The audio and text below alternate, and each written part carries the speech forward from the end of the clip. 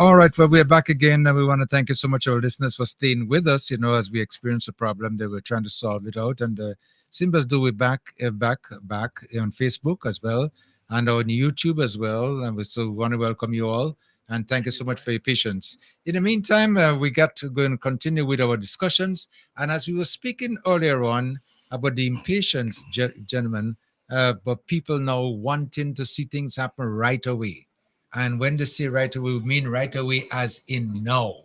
Now means yesterday, if I were to use those words. But in general, I think that the government is making a big input and trying to do as much as they can in order to make people get back to what they call normalcy as soon as possible. So we have to commend the government on that, Osbert, in Peter Martin, you noticed that too, right? Well, yes.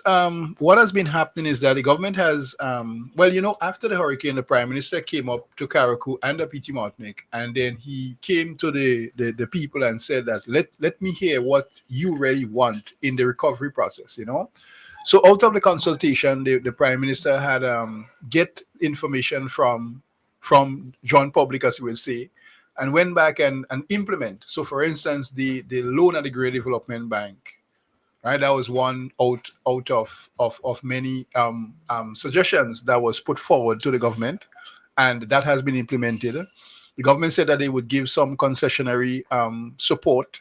They would give some material support. So people on the island of PT Martinique, for instance, has been doing the estimates, getting their billheads together and submitting it, to the office, the minister's office on PT Martinique. Mr. Terence Logan is the one who actually in charge of that operation, and then he takes it to the office, and there is many approvals now. I don't have the numbers, but it maybe in the approximately the 40s going up now. Some families has been receiving up to $20,000 and under. That is my that is what I heard on the ground, Yeah. And so far, people has been receiving materials so that they will able to start, in terms of roofing, so that by itself is commendable, that the government is actually giving some assistance.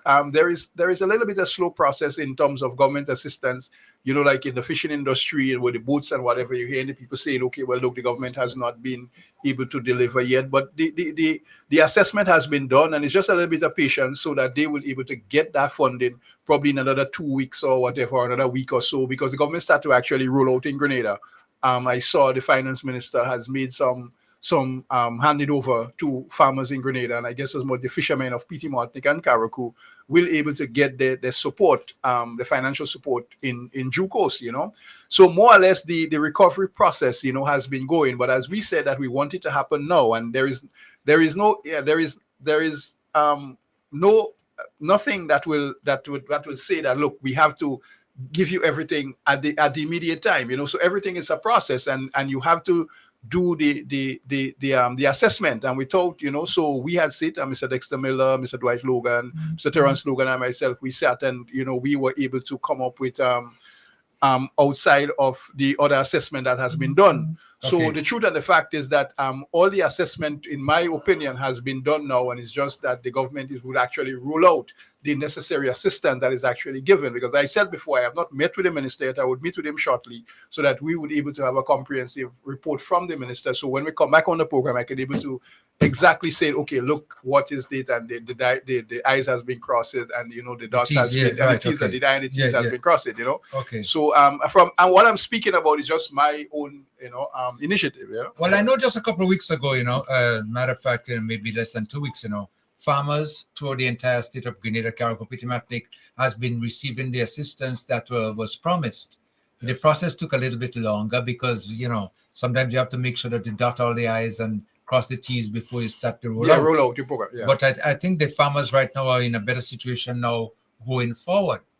And the fishermen are next in line. I do know that too. Yeah. And even on the housing stock and everything like that, things are happening. Yeah, the farm, as I tell you before, is that the housing relief has been coming, because among 30-something families, approximately, has received, approved for receival of material so that they will be able to start the roofing process. Yeah. Okay. Yeah. Right. Okay. That's what I know for a fact. What about the black tankers? Has that rollout implemented? We had 20 black tanks on island thus far, and more tanks would actually come in. So you had the farmers first receiving, and then you would have the householders actually receiving in another shipment actually comes up.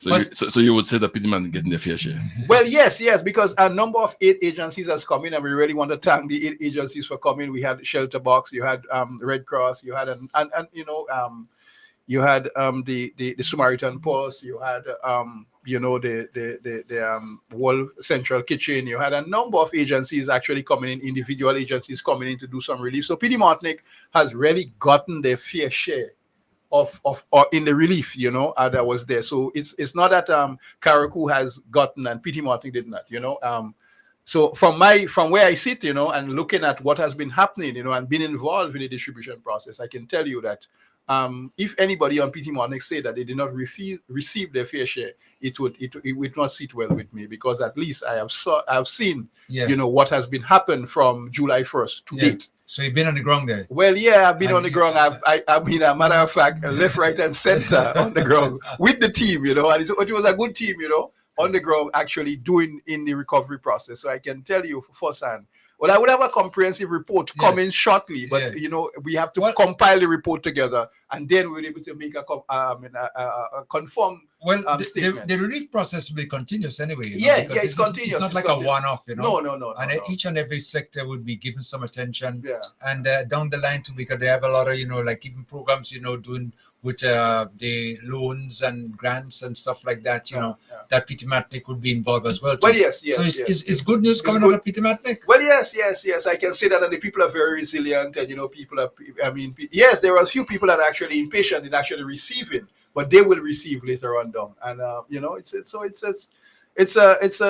something that's a learning experience, for us, and I hope that people would understand that it's a process. It's a working process, in a work in progress also. Yeah. So just take some time, and you will receive. If you do not receive now, but yet you would receive later on down. So But one of the problems, Kim, before you go, I want to mention, dry season on the island of Carriacou and PT Martinic, it is challenging, right? And because of the hurricane and the roofs, majority of the roofs has been destroyed, and water would really be a problem later on down, probably in the dry season. So I had mentioned that to the government already, that people should be able to pump off their water from their tanks, and government would be able to come in and probably with Nawasa, partner with Nawasa, to actually bring in a badge and actually use a water truck to actually pump in some fresh water into the people's tanks, so that they would be able to have some adequate drinking water, because not everybody who drink the Nawasa water.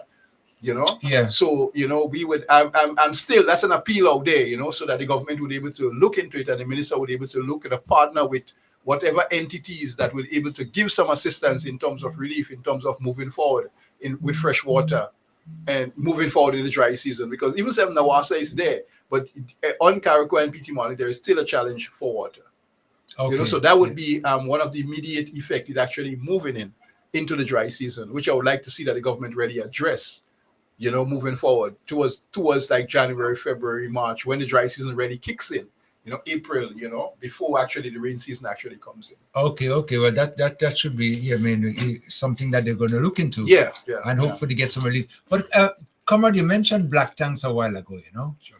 And I do know, that in Carriacou, that quite a number of black tanks have already arrived on island, and the distribution process has been taken care of, to my knowledge, I think we have about maybe a little over 300 already on island receiving, and they've been distributed. And we expect to get a total number of some 500. So that's the number.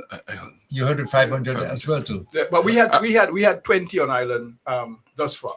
Yeah. And it was targeted to farmers. Right. Okay. So then farmers get first priority. And then you would have and the government also has a program.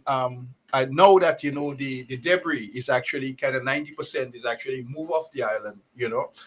Government is looking now to eliminate all governors that people actually use for fencing, and the minister said that he has a program that you can be able to get some fencing wire so that you will be able to use it around your property to safeguard whatever plants or water and well, whatever you have, and then you'll be able to eliminate all the governors. So I don't know what Pristine would actually do in actually moving forward, because the 3 months contract that he has really given to remove the debris that has been upped, so then I don't know whether or not that they will be able to actually renew the contracts so that, we will be able to continue the dry So season let me to just winter. reiterate what you're saying there. In other words, people are using galvanized for fencing. For fencing, yeah. And that has caused a real problems in terms of blowing and damaging people property in terms of windows and whatever. Yeah. So what we said is that we want to remove that galvanized. So the minister says that, okay, a program is in place now so that people will be able to get fencing wire. So, they would not have cause to use that galvanized, to fence their property anymore, but rather than use the appropriate fencing wire. Yeah, so that all the galvanized and all the debris would actually remove from the island and all the old houses and whatever. So the island would totally be clean, and I would meet with the minister. So I would put forward a project proposal, which I would not say here now, but I would definitely put forward a project proposal to the minister. Suggestion, not a proposal, but a suggestion to the minister that we would be able to move further in terms of enhancing the cleanliness of the island moving forward. So based on what you're saying and the information you're disseminating right to us now, it seems like though you actually involved, I'm actually very active involved in the process, and I'm a patriot in the development process of the country, and my loyalty it's the 133 square miles of Greater Carriacou and Pidimantec. There's no doubt about it. Osborne Felix are actually, as a patriot, I would really like to see that we move forward. And something I would like to say, and people don't like to hear that, the National Democratic Congress, right, has never get 2 terms in government. And I would really like to see that we had worked hard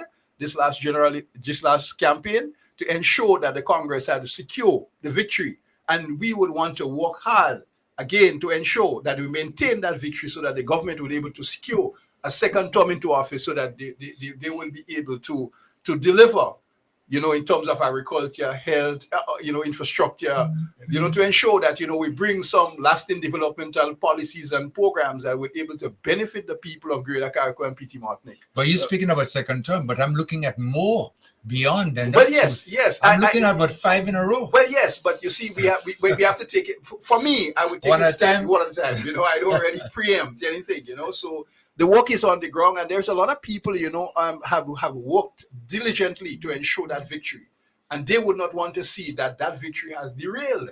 So, in other words, they would put more effort into it to ensure that we maintain the status quo.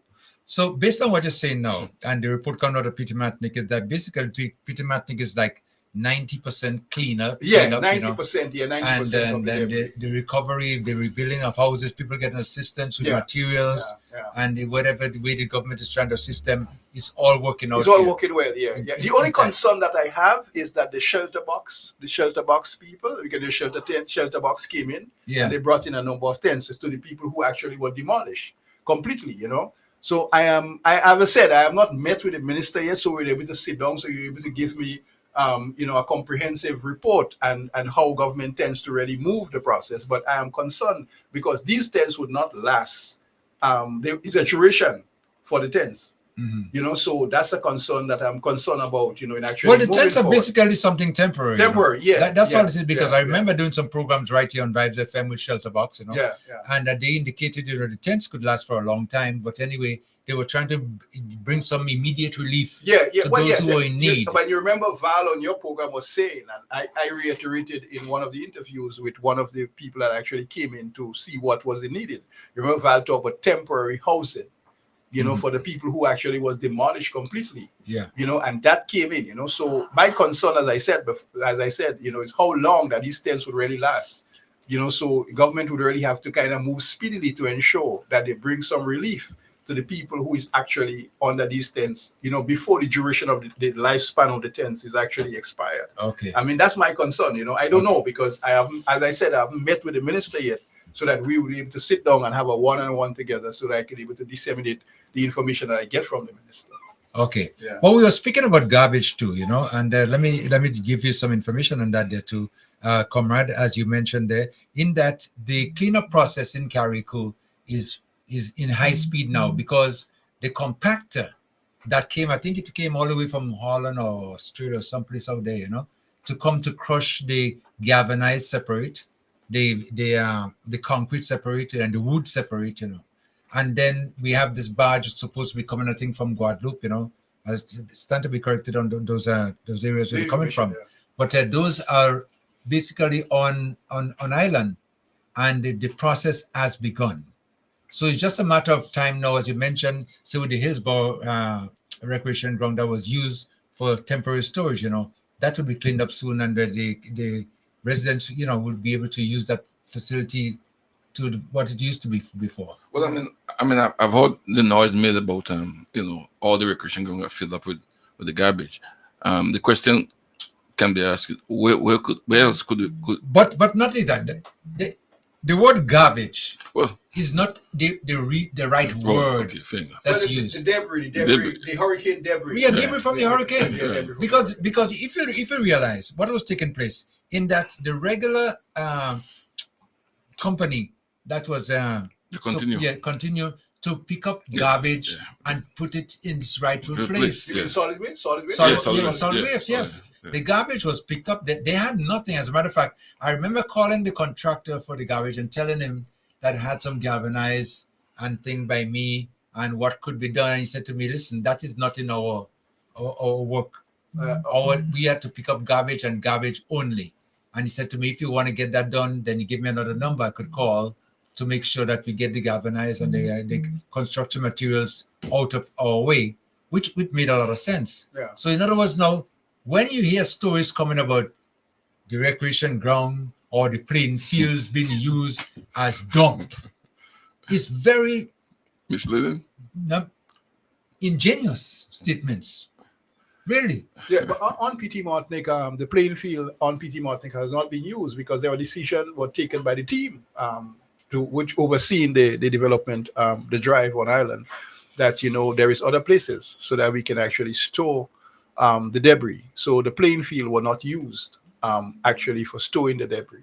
Yeah. So there was other site that actually used, and these sites now, they maybe around 98% actually cleaned up now. So right. the galvanizes, the majority of galvanizes actually moved out. It's just temporary. Just temporary, yeah. And now that there is just I like things like fridges and beds and washing machine and that kind of thing. The iron part and is actually stored there, and that would remove shortly. So as I said, PT Martinique is really getting a facelift, and people should maintain, the people on the island should really maintain that facelift that the island really is getting, because you can see, I saw a video from Explore Karakou, and when I look at the video, I was really, really surprised, to see how beautiful, the island was looking. They just show parts, of the Sanchez area, and I was baffled by not baffled, but amazed, by the way the island is actually, looking, the vegetation, the lost vegetation. I couldn't see any piece of debris or galvanized in that area that was zoomed by the camera, So I really applaud the team, the contractors who actually were involved in the cleanup of the island. They had did a remarkable job, a wonderful job, in terms of cleaning the debris on the island and the time frame, it was really remarkable, So I applaud the contractors and the workers who actually were involved in the cleaning process of the island. Well, it's nice to know that everybody's working together nicely, diligently. So it's a plus, okay? It's a plus, yeah. Okay, let me remind our listeners again. The program is Speak Out Unfiltered, and we have those of you on Facebook would have noticed that we have quite a number of guests in our studio this morning, and we are engaging in many different areas, as we've just been speaking about the cleanup process that was taking place in Karakou. And I know in Karakou in particular that we have a situation now where most of the island is clean, and we are in the process of getting the garbage out of island onto the barges to their destination, wherever they're going to be recycled or whatever is going to be done to them. The wood I understand that will be chipped up will be would stay here, and it will be used in the agriculture. And even the concrete, some of they're going to try to use back as much as they can. But the galvanized and other stuff like that will be shipped up to recycle and maybe come back to us again for us to use. Reuse. Okay. All right. Koi, yes, go ahead. Let me just ask my comrade here and friend, Osbert. No, a lot of emphasis has been placed right now on agriculture nationally. what's the agricultural status in Pitmanic like? How many farmers do we have up there? Generally speaking. Well, I don't have the numbers with me. I can get it for you and give you the accurate numbers shortly. But I know there is a few farmers on island, and More than 10 based on your. well, yeah, it could be Okay. but I would say that I don't have the numbers with Yes, I me, know, but I I can get the understand. numbers for you, and I can able to give you that number Well, I mean, accurately. you live there, so I mean, you were generally speaking. I think Yeah, but you might see, know who's a agriculture. farmer, who's Yeah, not a but farmer. agriculture. There is not much pockets of agriculture lands on island, and because of the topography of the island. But there is a few people that actually involve, in different aspects of agriculture. So you have people who actually do farming. You have people who actually do agriculture. You have people who actually do. I know there was a greenhouse on island. I knew that there were. People who are actually involved in animal rearing and that kind of thing. People who are actually involved in actually chicken rearing and stuff like that. Okay. So the numbers could be fluctuated, but the truth is that I can definitely do a little homework for you and Yes, please get the do. numbers. All right. One last thing I want to ask you, Justin. One thing I want to ask, not last thing, but something else I want to ask you. What we've been experiencing here in Carriacou, we have been seeing and hearing a lot of people complaining, impatient. In fact, it was raised earlier on. Yeah, impatient. We can't wait. We want it now. What's that like in PM? Do you have a lot of people understanding the process, or do you have a lot of people just getting it like that? I mean, we want it now.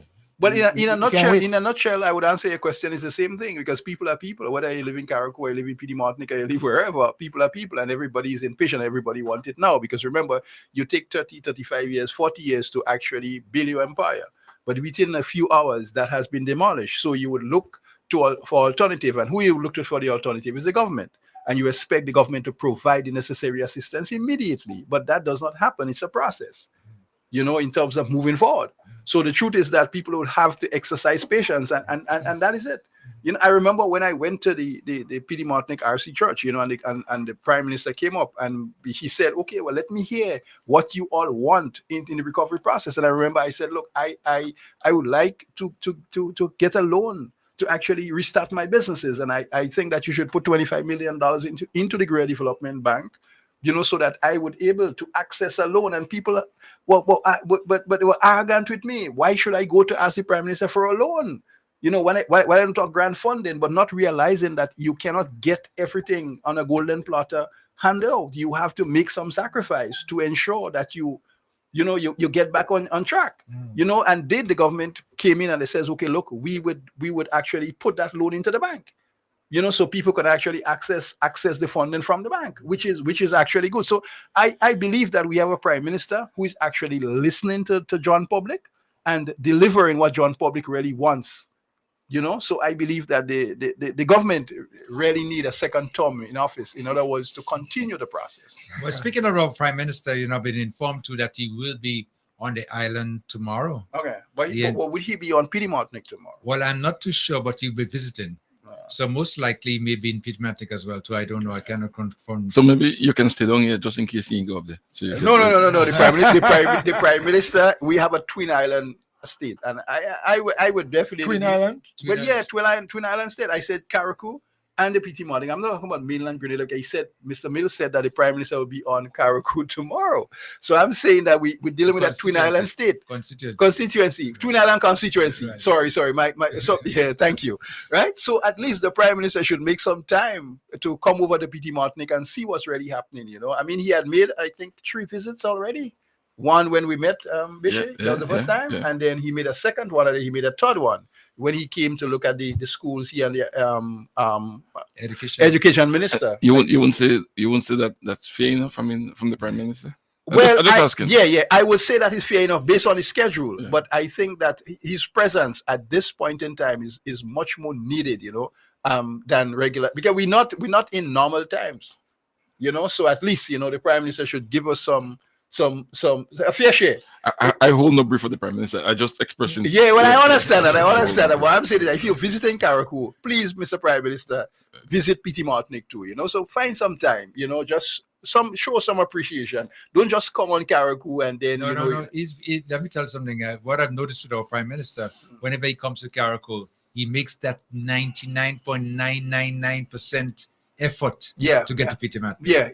And in most instances, he does get there. As compared to others in the past, which would visit you once in every 5 years if you.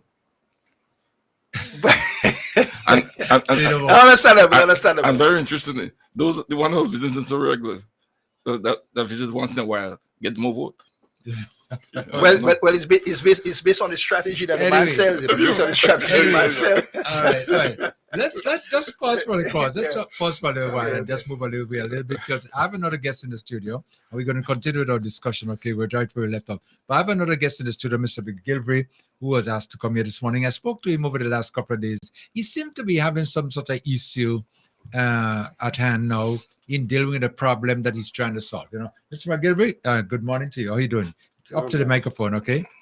Are you there? I'm here. Okay, great. Thank you for coming in, okay? And I know you have some concerns and everything like that. Tell us a little bit about yourself, what you're up to, what you've been doing in the area. I think you're from the Bellevue area? Yeah, Bellevue South. Bellevue South, okay. Why do you always say Bellevue South? I grew up saying Bellevue South, and we continue saying Bellevue South. I mean the south part of the island. That's what. But I think there was another place called Bellevue. Yeah, there's another place called Bellevue, and that's why it was distinct. It has been said in that manner. It must be South. Okay, so when you say south, you mean that one day? Yeah. Where you from, right? Yes. Near to Belmont. Okay. That's right.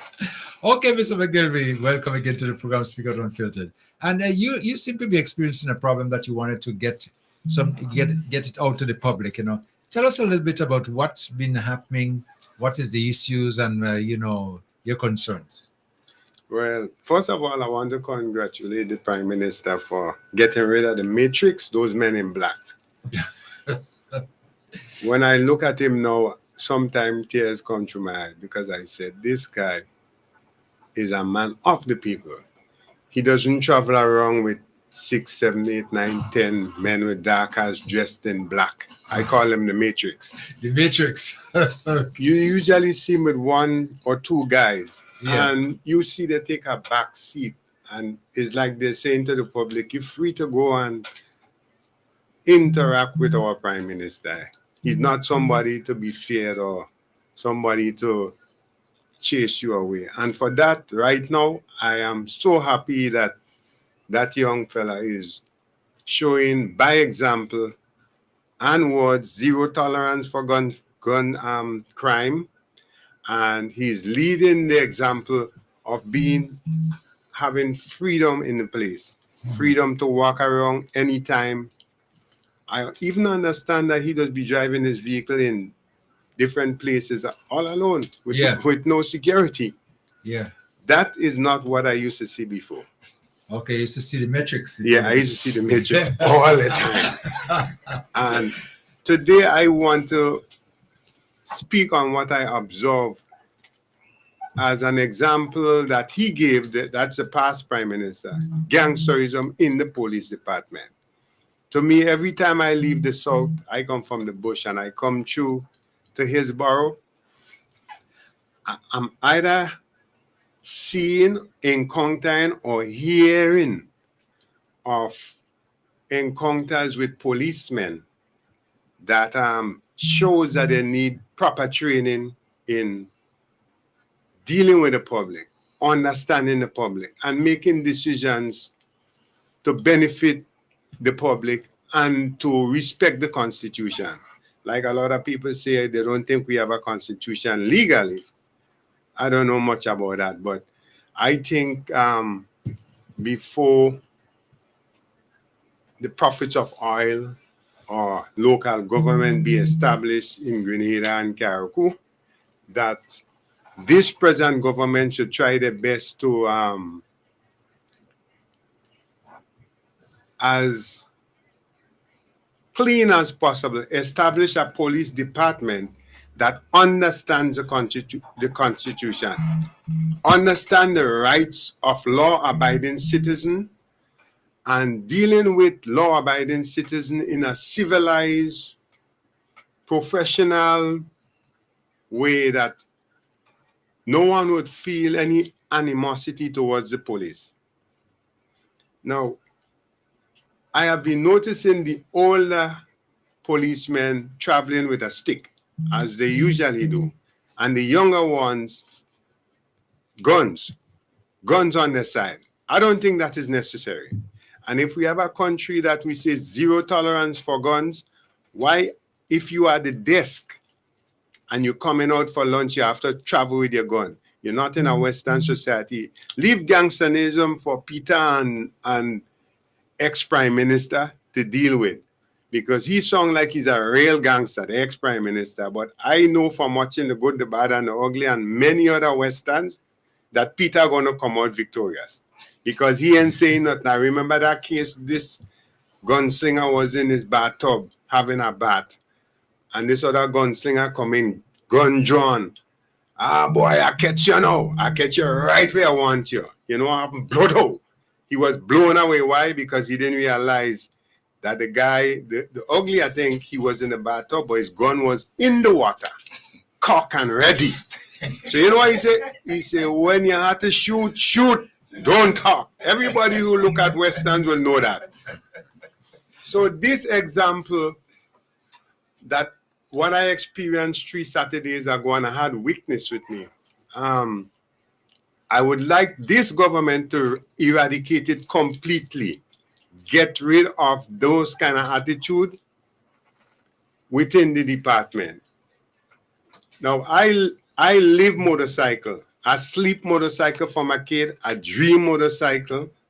Anything with motorcycle. My business is motorcycle, and I love motorcycle. And from the 80s, even on your driver's license, it tells you literally how long you had your license. From the 80s, I have a motorcycle license and a driving license, which you call an all-class license. But what I mainly do, I mainly ride motorcycle. I went to the Hillsborough Police Department like 3 Wednesdays ago, and I was inquiring just in case they change some of the requirements to bring a motorcycle to inspect. And I was told what to bring. Sorry, I went before. Now, when I went back 3 Wednesdays ago, and they looked at my license, they're going to tell me, sorry, you won't be able to bring the motorcycle to inspect. I said, why? I said, all I do is ride. If you was to check the record, you would see at least 6 motorcycles registered to me in Grenada. And now you guys, for some reason, which I don't understand, and they're not telling me why that I can't.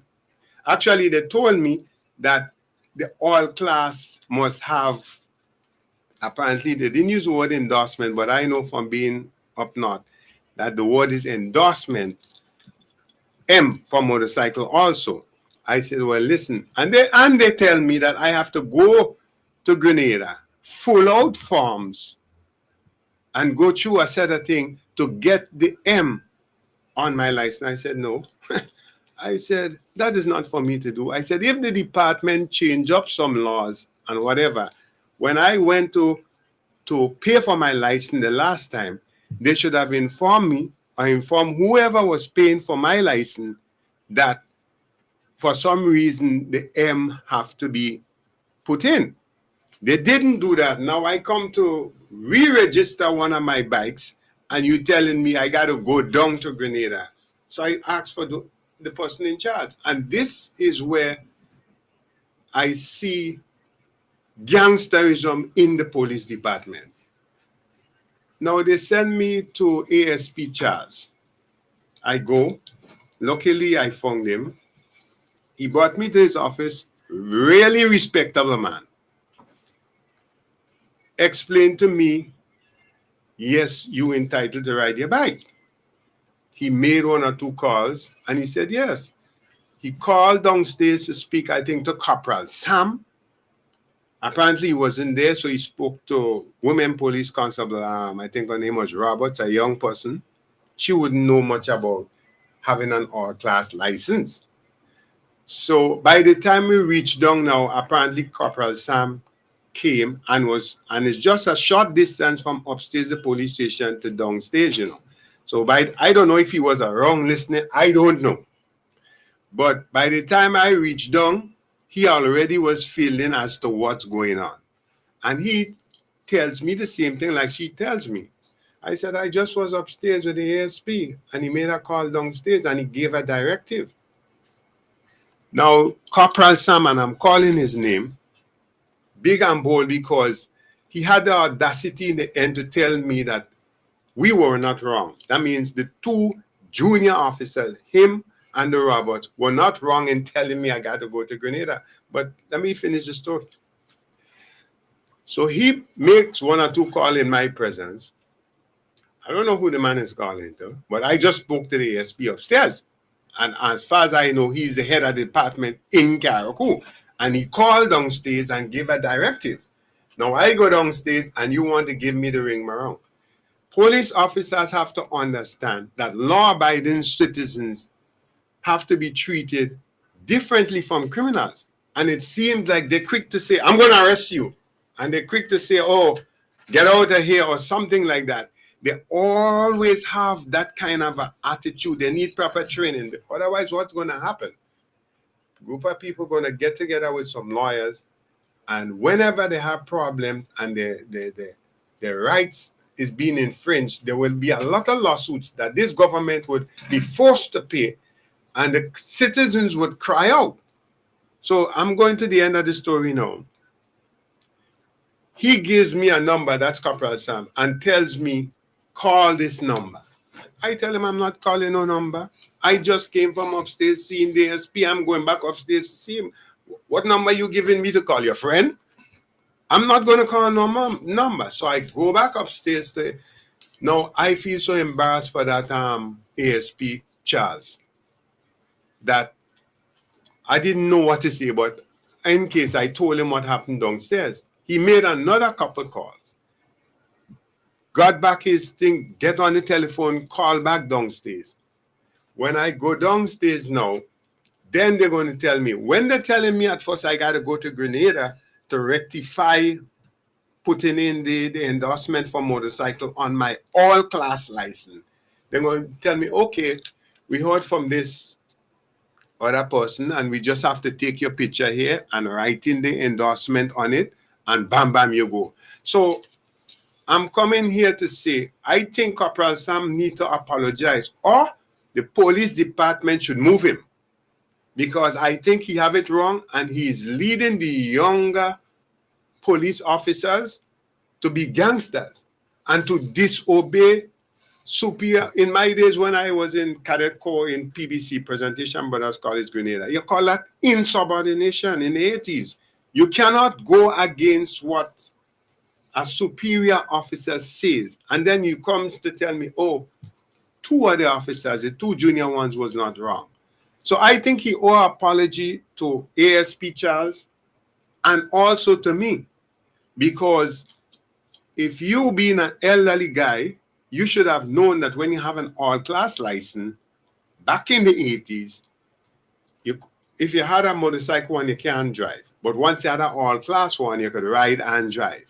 So he should have known that instead of leading the young police officer to say, well, no, you got to rectify this. I didn't have to rectify anything. That wasn't my doing. That wasn't my department. That wasn't my action. You had to rectify it. So people like that, my business is motorcycle, they disrespecting seniority, move them. Move him. Because you know what? These are the guys that have the guns. These are the guys I'm riding through with my motorcycle. Somebody is robbing the bank. Hey, $10, $15, $20,000. Boy, they fire a shot. They can't shoot properly. They shoot me coming through, cruising on my bike. Boom, I fall long dead for what? $30,000 rob for the bank. These are the guys they got to take the guns from, give them baton, Take away the guns. If you supposed to have the gun when you're doing the paperwork at the desk, when you're going out for lunch, put it back in the armory. Lock it back up. You walk in the street, something happening in the street, you can't even use the gun properly. You're killing innocent people because these are the officers too that cannot make educated decisions, you know. You go and speak to them and you ask them, can I see so-and-so? No, we closed today. They don't even listen to say, well, hold on, I'll come back so-and-so time. They have this arrogant way about them, and that is not good for law-abiding citizens. I could understand your frustration, Yes. and then based on what you're telling us there, it's very disheartening when you have those kind of things taking place. But let me ask you another question now, as it pertains to the situation now. Give us an update. What's next, or how far are you getting in solving the problem? Actually, they solved it the same day, you know. Oh, they did. Yeah. When they're telling me to go back to Grenada and full up form, Okay. the directive was simple. Take the man picture. They got a camera there, you know. Right. Take the picture and put in the endorsement with the all-class license on it one time. And case closed? Case closed. So why were they giving me such a hard time for what? And then the senior officer above the woman police constable, he should have known better. That's the one that disrespect the ASP. Yeah. He should be moved. I wish he's hearing me now. He should be removed from Carriacou police station. If you can't do policing anywhere else, go fish. You can't fish, go dive. You can't dive, go plant garden like I am. I mean, really, we put a little bit of but what he's saying there, you know, and comrade, I know you've been involved in law enforcement. I don't want to comment. You don't want to comment?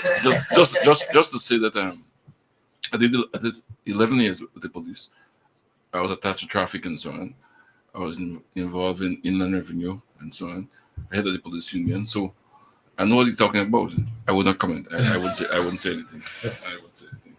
But I mean, if I were to make my comments now, you know, Mr. McGilvery, is that the situation for you has been frustrating, and I really don't blame you in you making the statements based on your experience and making the request as to something should be done, because if someone were to get into the same situation in the future, right? I mean, they shouldn't have to go through this kind of a 9 yards frustration, if I use those terms, you know.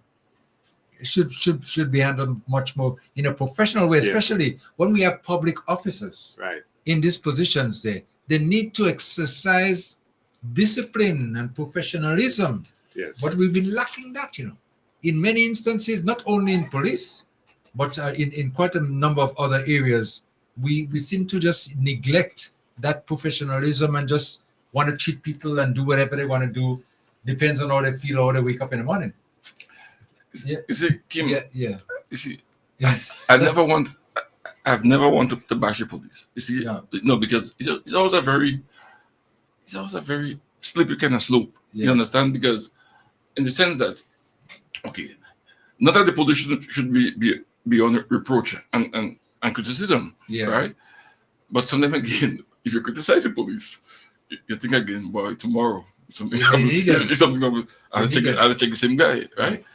I came here in August when the government just changed the law in relation to they made a traffic change in terms of people who could drive I think the sales van.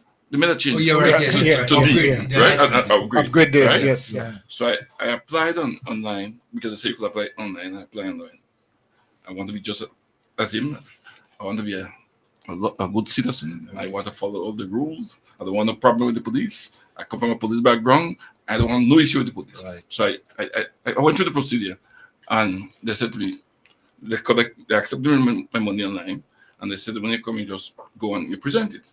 So I went to the station, and they said, well, no, they can't see this and they can't see that and things. So I said, look, I have the copy of of the payment. Yeah. And if I remember well, all the requirement was that the requirement for you to change, you have to have 5 years of a particular class once and pay. That is what the requirement was. Right? The police went about, started to do something, talking about you must produce a medical certificate, right? That was not the requirement. Right. No, a medical certificate will come in if you have a certain age and you just to make sure that Right, yeah, you side is okay. Yeah. But if it's a guy who is 20 years, bright as a ball, Yeah, we know that. you know, no, but so anyhow, let's give me a static mirror around the wrong and so on and so on. But the officer I went to, she was trying to be helpful. She called Grenada, see what the issue and so forth. And I said to her, all the law says, all the requirement is, whether or not I meet 5 years in that license, and that's what it is. Right. There's nothing else, gray area. Eventually, I didn't get it, right? So I said to them, listen, I'm not going to get into no war with the police. I'm going to go to St. George's. I know a fellow called Deacon Mitchell. I will speak with him, and I'll get the license, right? Because I know the license. It's clear, right? I said I'm not getting to no war with nobody, quite frankly. So I went to Grenada, and I went into Inland Revenue. I didn't go to Deacon Mitchell. I went to Inland Revenue, and they give me again the same story, back and forth and so on. So I said, what is the requirement? You have to have 5 years and you have to pay. Okay, 5 years, I have like more than 20 years, and so on. And back and forth. Eventually, I said, I ain't living here today without this license, yes? Or my money, give me my money and so on. I know government don't give back the money. They want the green government. American government keep not give the government. To get your money back, what you pay? It's a problem. Yeah. So I said, okay. Eventually, one of the senior person, they said, listen, because they recognize me. I said, I want this thing about no thing. What I want is just with the license. Okay. I don't want you to give me because it's me. Yeah. The question has to be, what is the requirement? Do I meet the requirement? Yes or no? And if I meet the requirement, tell me, and I'll get the requirement. Eventually, I got my license. Okay. But and when I was in Karakum, there was a gentleman there. At the same time, and he was complaining about the same thing.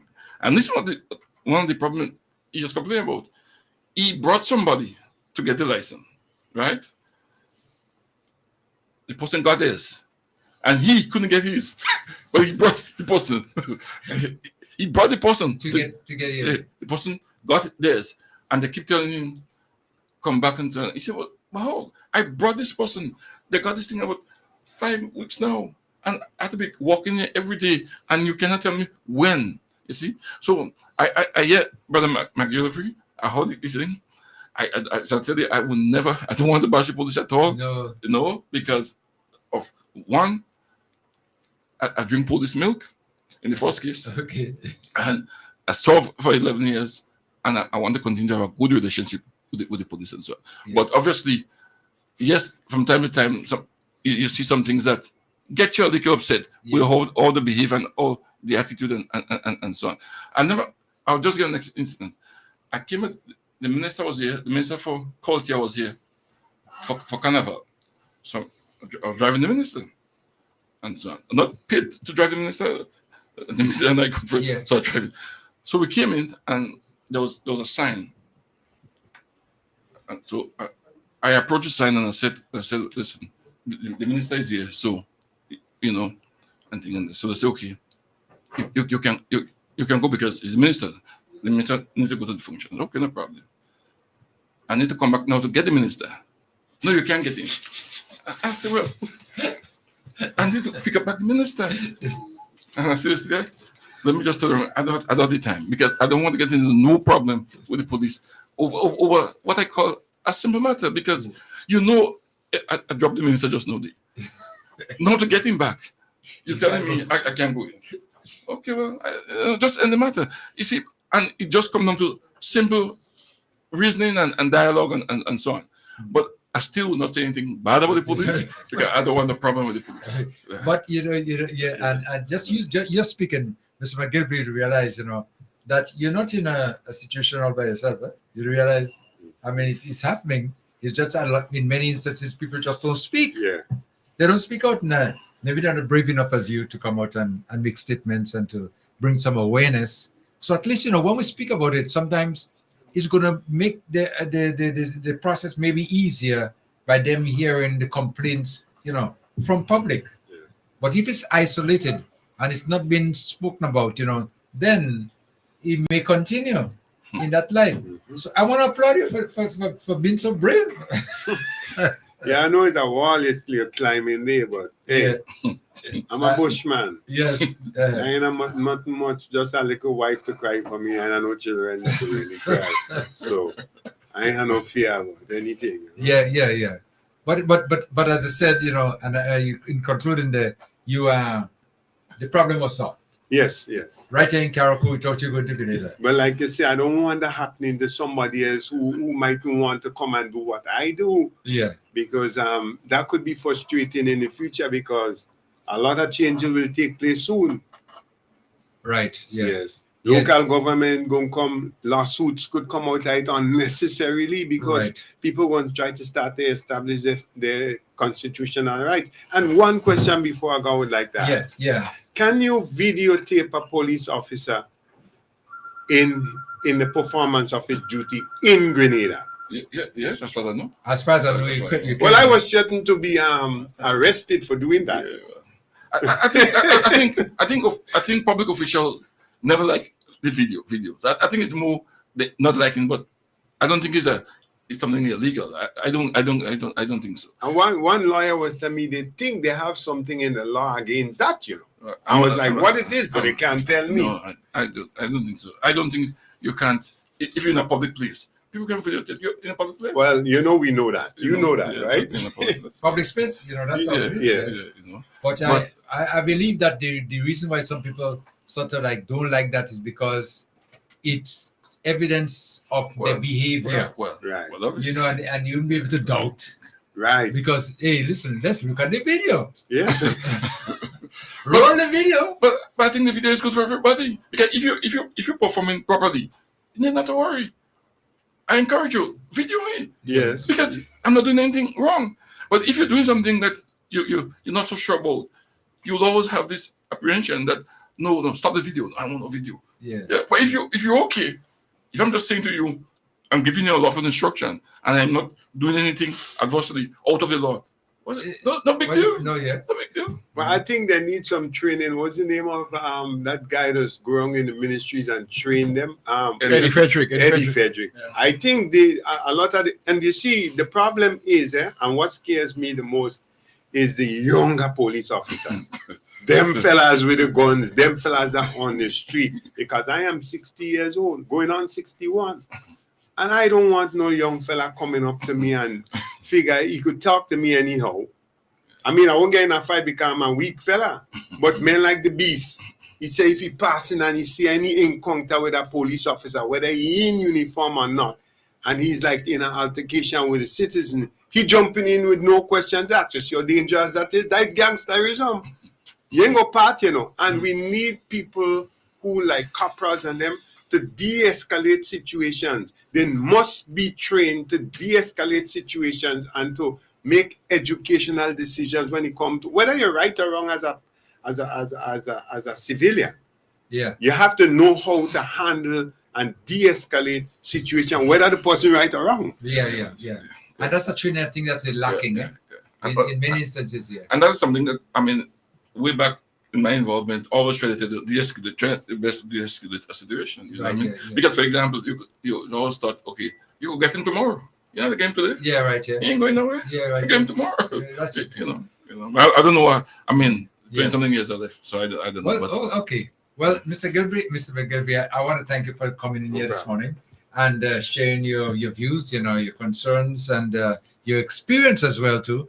And I know that from time to time, people, especially in public servants, listening to your situation, listening to what transpired, the behavior might change. The attitude might change. Well, that's what we're hoping for. Yes. That's what we update.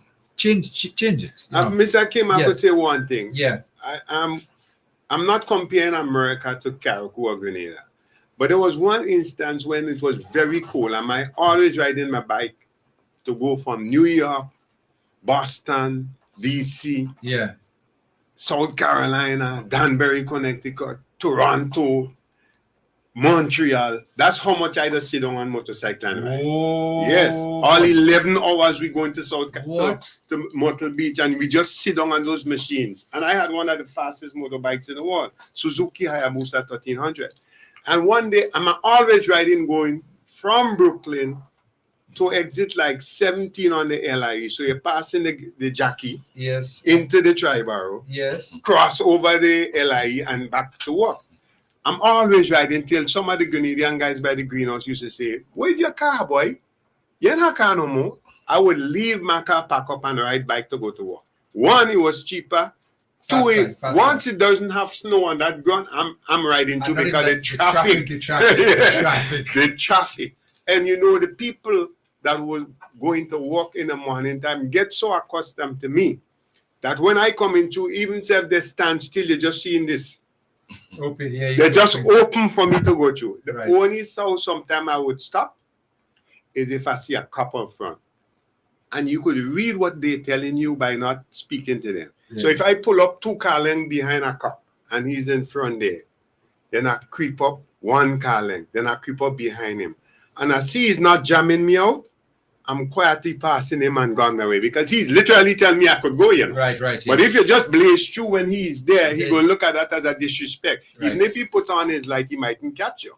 Because I know what it is to break the law too. Yeah. So any case, that particular day, I made a history, -11 wind chill factor. You know, sometimes 10 degrees. Oh, and I'm out there -11. That day was very sunny, but I went to work. When I came back in, the wind picked up, so the chill factor dropped. So I'm going through Brooklyn to get to home. I'm watching the light, stop at the light, go through. So some rookie cop, we call them rookie, saw what I was doing. So they decided to pull me over. Hey, they pulled me over, I stopped.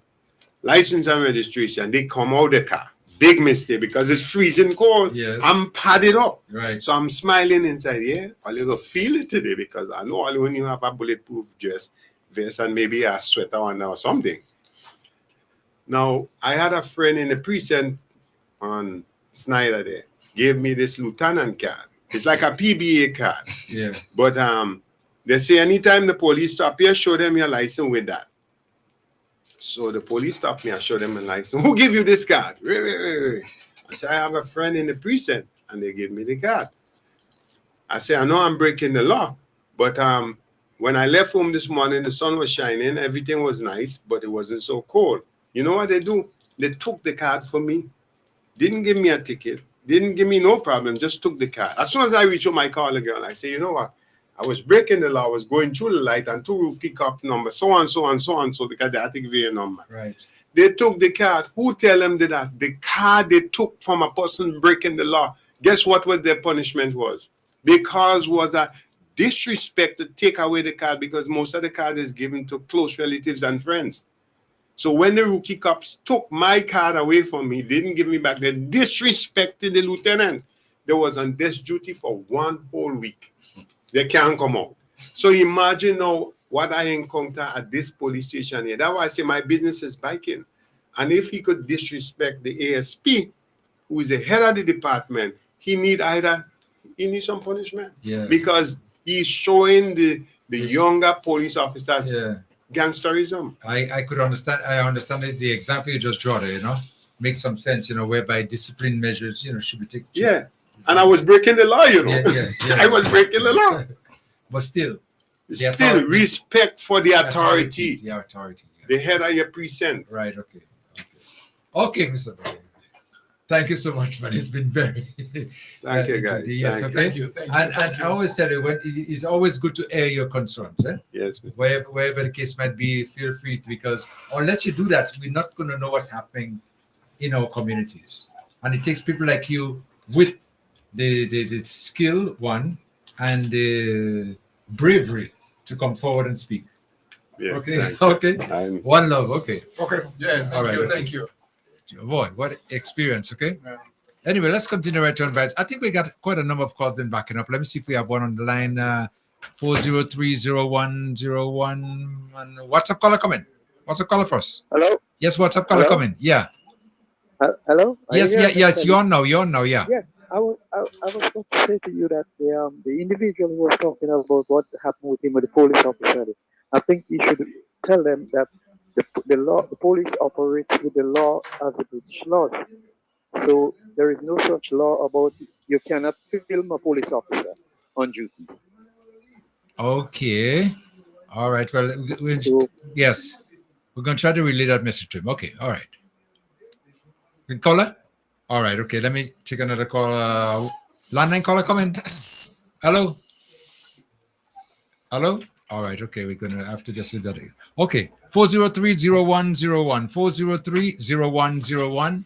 And 443-0101. 443-0101. That's the numbers you're going to call if you want to interact with us. Okay.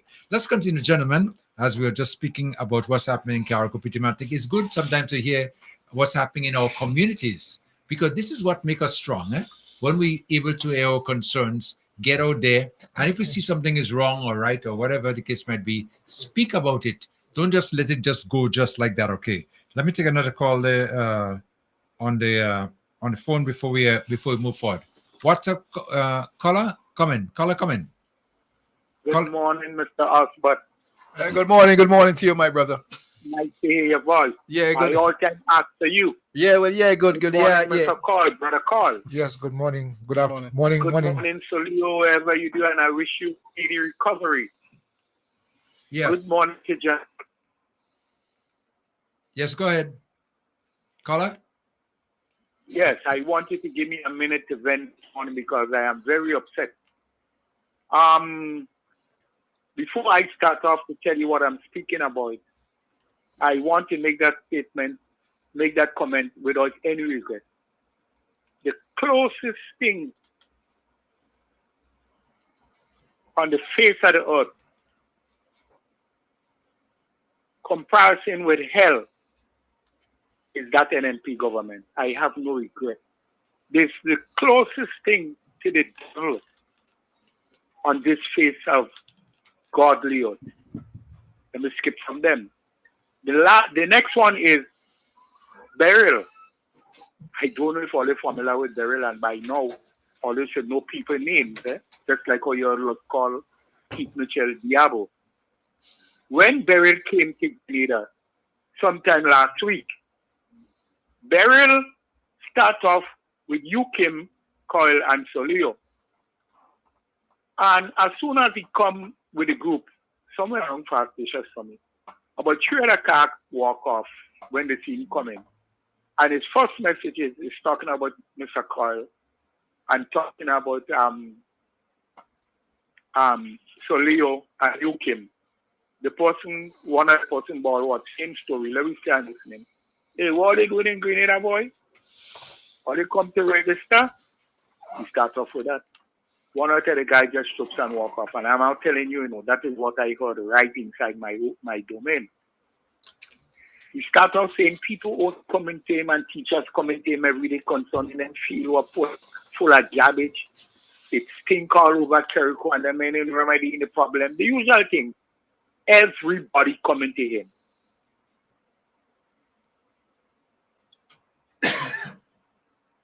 Yeah, caller, go ahead. Hello? Okay, we sort of lost that caller. He was just making his statements there, So anyway, just my call back. But like he was saying there, you find a lot of these comments coming in from time to time, and from some of people in authority who should be more disciplined, making some ridiculous statements, and it's something that we need to address from time to time. Yeah. There's no need about that, because we expect them to behave much different. Let me go back. I think the caller is another caller is online there. Vibes FM caller, you on? Caller, come in. Hello. Good morning. Good afternoon, Mr. Kim. Yeah, good afternoon. Yeah. Basketman. Yeah, okay. Well, I'm glad to hear about cleanup and everything because people run about so much about nothing happening in Carriacou thematic. So I'm really glad to hear those things going on. As about Mr. Coy. Yeah, brother. What's happening? Yeah, the old guy still there, as usual. I was listening to the news the other night and like Kid Mitchell was in America, some town hall meeting. And he said that if he get back in power, anybody involved in corruption will go to court, go to jail.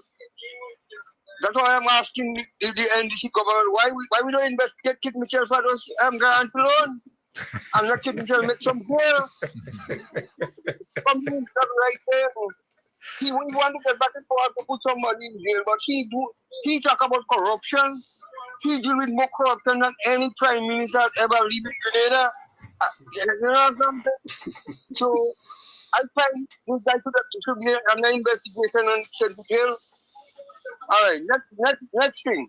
And we have a big celebration coming up, which is called Christmas. What do you know about the Christmas tree, Mr. Kim or Mr. Coy? What do we know about the Christmas tree? Is the question? Yeah, Basketman. Hello. Hello. But did he ask what do we know about the Christmas tree? I think that's what he was saying. Yeah. Said, what do you know about the Christmas tree? I don't understand the question. Well, I mean, in the context of what he's saying, I mean, the Christmas tree is a tree. Yeah, is a tree that you actually include in the festivity. Yeah. I mean, and people don't have to. There's no tree that mark Christmas tree, and you go in and cut it and say this is the Christmas tree. People use all kind of yes. Go ahead. No, we seem to have lost his audio. Oh, I don't know if what transpired there. Basketman, are you there? Oh no, he maybe accidentally. He drop off the feed. No, he's still on. He's still on there. Yeah, Okay. but he's still. You would have to try and call us back. I think he muted it accidentally muted his microphone. Yeah. So we're not hearing him. He's done. Okay. Hello. Yeah, Mr. Kim. Yes, go ahead. We're hearing you now. We lost you for a while.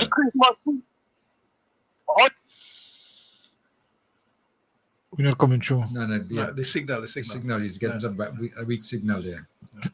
But I would like him to develop on this tree. You know, because it became hanging, it was Lynching. and a slave break the law, they hang him on the tree, and as long as they hanging people on the tree, when the tree full up, they had this great celebration. It wasn't a Christmas in those days, but another most. It was hanging of slaves, or lynching of slaves on a tree. Oh, so this celebration is not for us. It is for I get it. who live and advantage the slave people, our ancestors, for hundreds of thousands of years. You understand? So we will get more into it as the day go by. Yeah. Okay, thank you. Basketman, before you go, send your number for Mr. Mills now. I would like to have your number. I want to contact you. I'll give it to you. Okay, thanks. Yeah. Thank you, Mr. Mills. Okay. Yeah. Okay, thank you so much. Okay, 403-0101, 443-0101, and 458-1914. 458-1914. If you want to contact us and discuss whatever is happening in your community, you want to make any comments at all, feel free to do so. The lines are open, okay?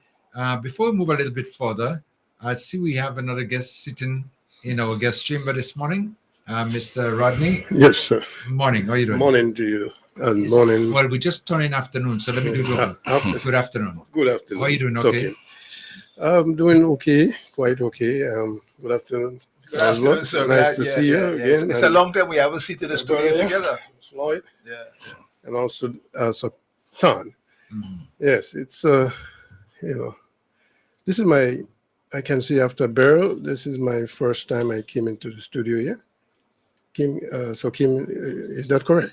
I really don't keep records, so you might be in a better position to verify that. All right, so we have gone through very, I would say, speechless, because when I wasn't here when the hurricane really took place. I was in Grenada, so it was a Friday that I went down to come back the Monday, and the Almighty make sure that I am not there, when the storm comes, because I was crying for a storm all my life, you see.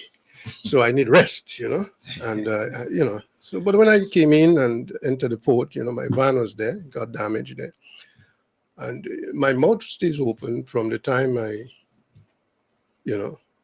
enter Abbeville and driving all the way up. It was like, it reminds me when I was driving in a funeral service, just looking and, tears, perhaps. But understanding the whole thing about life itself, because I was for years talking about problems, people say, well, you should try to avoid problem or you should avoid trouble, if you want to call it that, right? And, but the world is full of it. So we are here as solvers of problem, So we have to learn from the experience then. So when those troubles and problem in whatever form and ways, whether it is this problem or that problem or the house smashed down or we have to build it back, it is the problem of life. And it's a unity, right? We all have to unite with each other, unite with our government, do the things that we are responsible, take responsibility, not try to blame others and, and make an excuse. And a lot of things that we are as human beings is just a waste of life, a waste of time. When the life is already short, we could make better use of life. There is positive things to do, So when we are involved in the opposite that is destructive, it doesn't help us as a people, a community, a nation. And when I listen to the program, which I always bless to listen to Vibes FM and Sokim and all of the contributors. And I want to thank God for you all. Sometimes, you can find a good word of consolation from those information being shared. And I listen to the programs and so on, especially today, and it really touches me because I said, well, someone says, well, why don't you run for election in Carriacou? I really never really want to think, but what am I running for? What actually, there must be something, if you're going to run for an election or for people to vote for you or something like that, you must have some vision, something to change. Mm-hmm. And so, Kim, what you all were talking about here is the cry to me that I want to see change. And one of the things is that I want to see change in our authorities and the respect for authority, and especially in our law enforcement officers and the training, And I mean, having a junior officer and a senior officer going along to deal with a matter is very important. But the junior officer must respect the authority, the order of the senior officer. I could have lost my life one time on the same, in that similar situation like that, right? Where a gun was pulled and the senior officer he lost his mind because of the failure of the junior officer not following his order, So I concerned about law enforcement, and I'm very concerned about the working together, the community working together with our officers then to solve crime and problems rather than creating those, you call that instigating of the crime and violence. Mm-hmm. You see a family there together, encourage the unity. Don't try to, there is nothing in the sense of a crime being committed or whatever. It's just perhaps a civil dispute or matter. Don't try to create a crime because the other one could feel that they could take the law in their hands. As Comrade Bishop was saying, Mm-hmm. and he used the word appropriately, de-escalate. Right. That's exactly. very important. Mm-hmm. De-escalate, try your best as much as possible to cool it down as much as you can to avoid it from being explored. Yeah. But they only have one method of doing of approaching that by actually it says, well, you remove that person. In other words, you stop going there, but the other person doesn't have right to go there too. And both of all, you have the same level and the same rights. Instead of saying, well, okay, if he goes there, right, It's a civil matter, whatever it is. You cannot do anything about that, right? You respect him. And the next one goes there, you respect her, right? I remember the judge, one time I was, and my ex was telling the judge that I just go upstairs there. I only have 2 bathroom and toilet, right? Upstairs. There is no other toilet for me to use.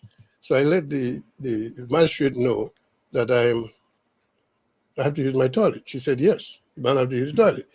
But the ex says she does go there too.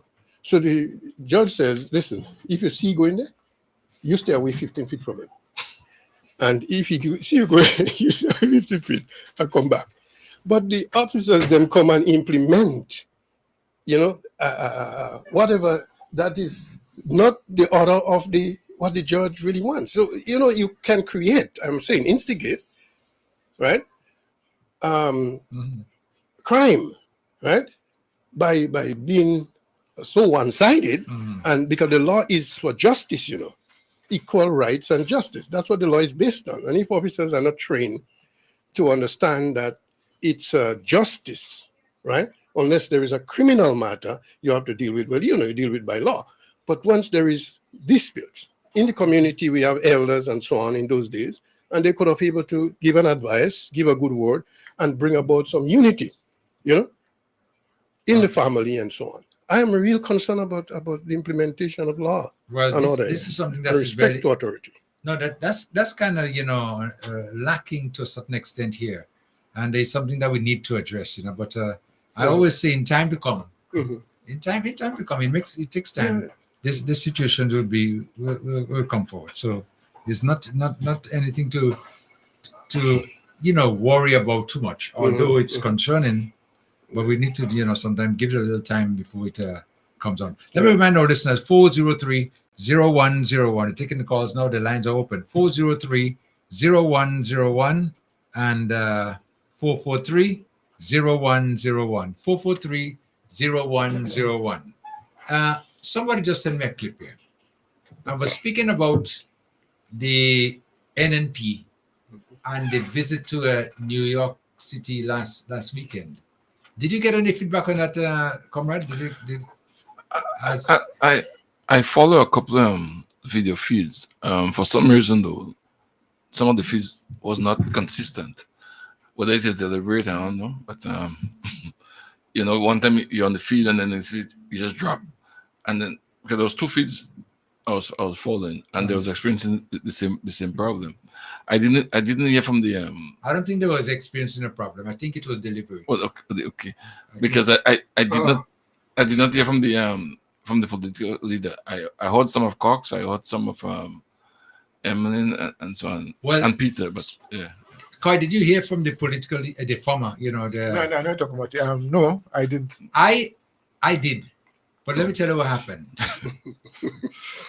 When I listened to him, it was very disappointing on his presentation one. And in my view, he was like a cry baby. And there were a lot of errors in that clip. And I don't think that they're proud of the performance of him. So what they did, as far as I'm seeing, they cut off on the video the part where he made his presentation. So you're not finding it. But I listened to it. And then you want to know something? I went back after to look for it. You couldn't find it. And I couldn't find it. It's gone. It was gone. But if I regret not saving it and making a copy of it. Because I want to think that they purposely take it out. Because it was very embarrassing. Yeah. Just the presentation. And what was even more embarrassing too, in that comments were being made that you brought up a group of 6 persons. It was a group of 6, right? Yeah, 6. To speak to a group of maybe 100 people all the way to New York, back and forth, plus your your master of ceremony and other, So Peter was. May I ask? Peter was there with him too. Yeah, Peter was there? Peter was there. Yeah. Peter was there. And if you go on YouTube and you look at the video, Okay. Peter was the last person To speaking, speak. and then they cut it. Okay. So he was next. So Diablo was next to speak. Yes, Diablo. Yeah, he spoke. Who spoke? Okay. Yeah, But I it was very sad looking at him Yeah. and the way he was making his presentation and the things he was saying there didn't cut too well. They didn't cut too well. So Was he? I mean, as I said, I didn't hear it. And it's one thing I had to go back to. But did you're he? not going to be able to go back to it now. Huh? They took it off. No. I know it is saved. Saved when? Somebody who saw it in the beginning saved it. Okay, well, when you What I'm go saying. back to it, please. Yeah. So because I already requested it because I said I did not hear it or see it. But I'm wondering why they had to cut his speech out. I mean, he's the leader of the pack, and he's the one that is in charge. When you go and And look he's at the it, you one- will see why. When you go and look at it, you will see why. It's embarrassing. Very embarrassing. Hmm. I mean, I couldn't believe what I was looking at, and he was sad, and making excuses and trying to say why they lost the election. And He went back there again. yeah, listen, Grieving. Diablo would not go get over this thing in a hurry, So Kim is grieving, isn't it? No, but not grieving. That's a mild term. That's a mild term. Okay. Get something stronger than that. No, man. He's been deranged Oh, deranged. Okay. for the longest while. mentally deranged. Yes. And this is one of the problems I think and not even that, in my view, the cohesiveness in the speech and everything like that wasn't there. So the vibrancy and all that kind of thing wasn't there. No. Well, it's quite when you get it, please send it for me. Because those Because- things you have to try and hold those things because it's so important in history, really going forward. So you keep the Prime Minister, I mean, he keep embarrassing himself or embarrassing What the Prime Minister? Hold on. Make sure. former Prime Minister? Oh yeah. Okay. All right. Yeah, that's the right word. Yeah, former prime minister. Former Prime Minister. But over the years, through the election campaign, we told Dr. Mitchell that look, it's time to retire. What is it that you really want out of politics again? You had served, and you outliving your usefulness. So what it is that you really want in actually moving forward again? What it is that you really want out of politics? I mean, Exactly. as a statesman, you had served 23 years in government. What it is that you're really looking for? You don't need to. Asking be that question, but what it is he needs. He hasn't completed in his mind. He has not completed. We say 23 and a half years or 24, 25. Yeah. No matter years, he has not completed what. So in your opinion, what it is that you think that he really wants to accomplish? Well, he has In your opinion, he has many points to prove. as such a Them guys, the younger ones saying all kind of thing about him, and it's not true. So you have to come back and prove it otherwise. yeah, but Didn't I hear somebody made a comment? I didn't hear it myself, but I heard a comment was made that he said when he gets back there, he's going to deal with some people. I mean, this is I don't know what happened to politics these days because all around politics, people making threats. When they get into office, they'll do this and then they'll arrest and then they'll arrest and so on. So he has joined, in my view, in my understanding, he has joined the team of trying to arrest people because as a revengeful thing and so on. But I don't know where he's going with that because that won't go anywhere. do you think that the electorates in the country now, would really go for Dr. Mitchell at his age and whatever? Do you think that the younger electorate, because I'm not seeing that, we were in Nakma building on one Saturday morning when we was going to distribute something, right? And there was this guy who followed politics and he's up to date on his current. And he was saying that, look, he has not seen the following of the young people with Dr. Mitchell. And which, who follow him is the old guards. So if you do not have the old guard, if you do not have the young people alongside with you, how were you able to get the majority to actually secure you, to be victorious at the polls to ensure that you govern the country again? You know. Dr. Mitchell need to rest himself. Just stop. But we told him that in election, you know, and he didn't believe that he would have been retired because we sent him packing, you know. Yeah. We sent him packing. Yeah. You help him to retire fast. And he partnered, and he partnered there, and he partnered responsible. He's responsible for his retirement. Yeah. But he will continue to be responsible as long as God spares life, you know. He will continue to do that. But Dr. Mitchell said this is the last election he would be thinking on. I mean, which one? The one coming now or the one before? The one before. So that's why the one before. Oh, the one before. and even that what you just said, the one before, that you just say the one before. He did say, you know, is one for the road. One for the road. Yeah, one for the road. You know, it would be good for the NMP party to actually, for him to relax himself. But how do you? How do you see if Dr. Mitchell had relinquished his post and allow in the convention coming up, right, and allow Peter to actually take the party? How do you see the party would have gravitated, you know, in a fresh general elections coming up? That word you just used is not a word that's accommodating around Diablo. Yeah. Pedro. Yeah. Peter, whatever way you want to say it, don't say it. Don't say it. Yeah. You have to keep. You have to. Hush. No, because that is not in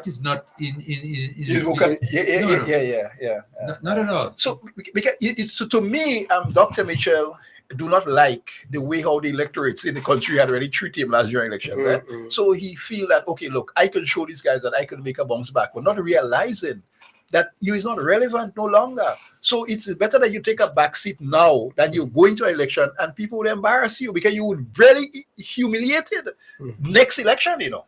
I believe so. I mean, that's my opinion and that's not anybody else's opinion, but I believe that Dr. Mitchell will be humiliated next general elections. He will get a beating of his life. Could you say he humiliating himself? Well, he's setting up himself for that. Okay.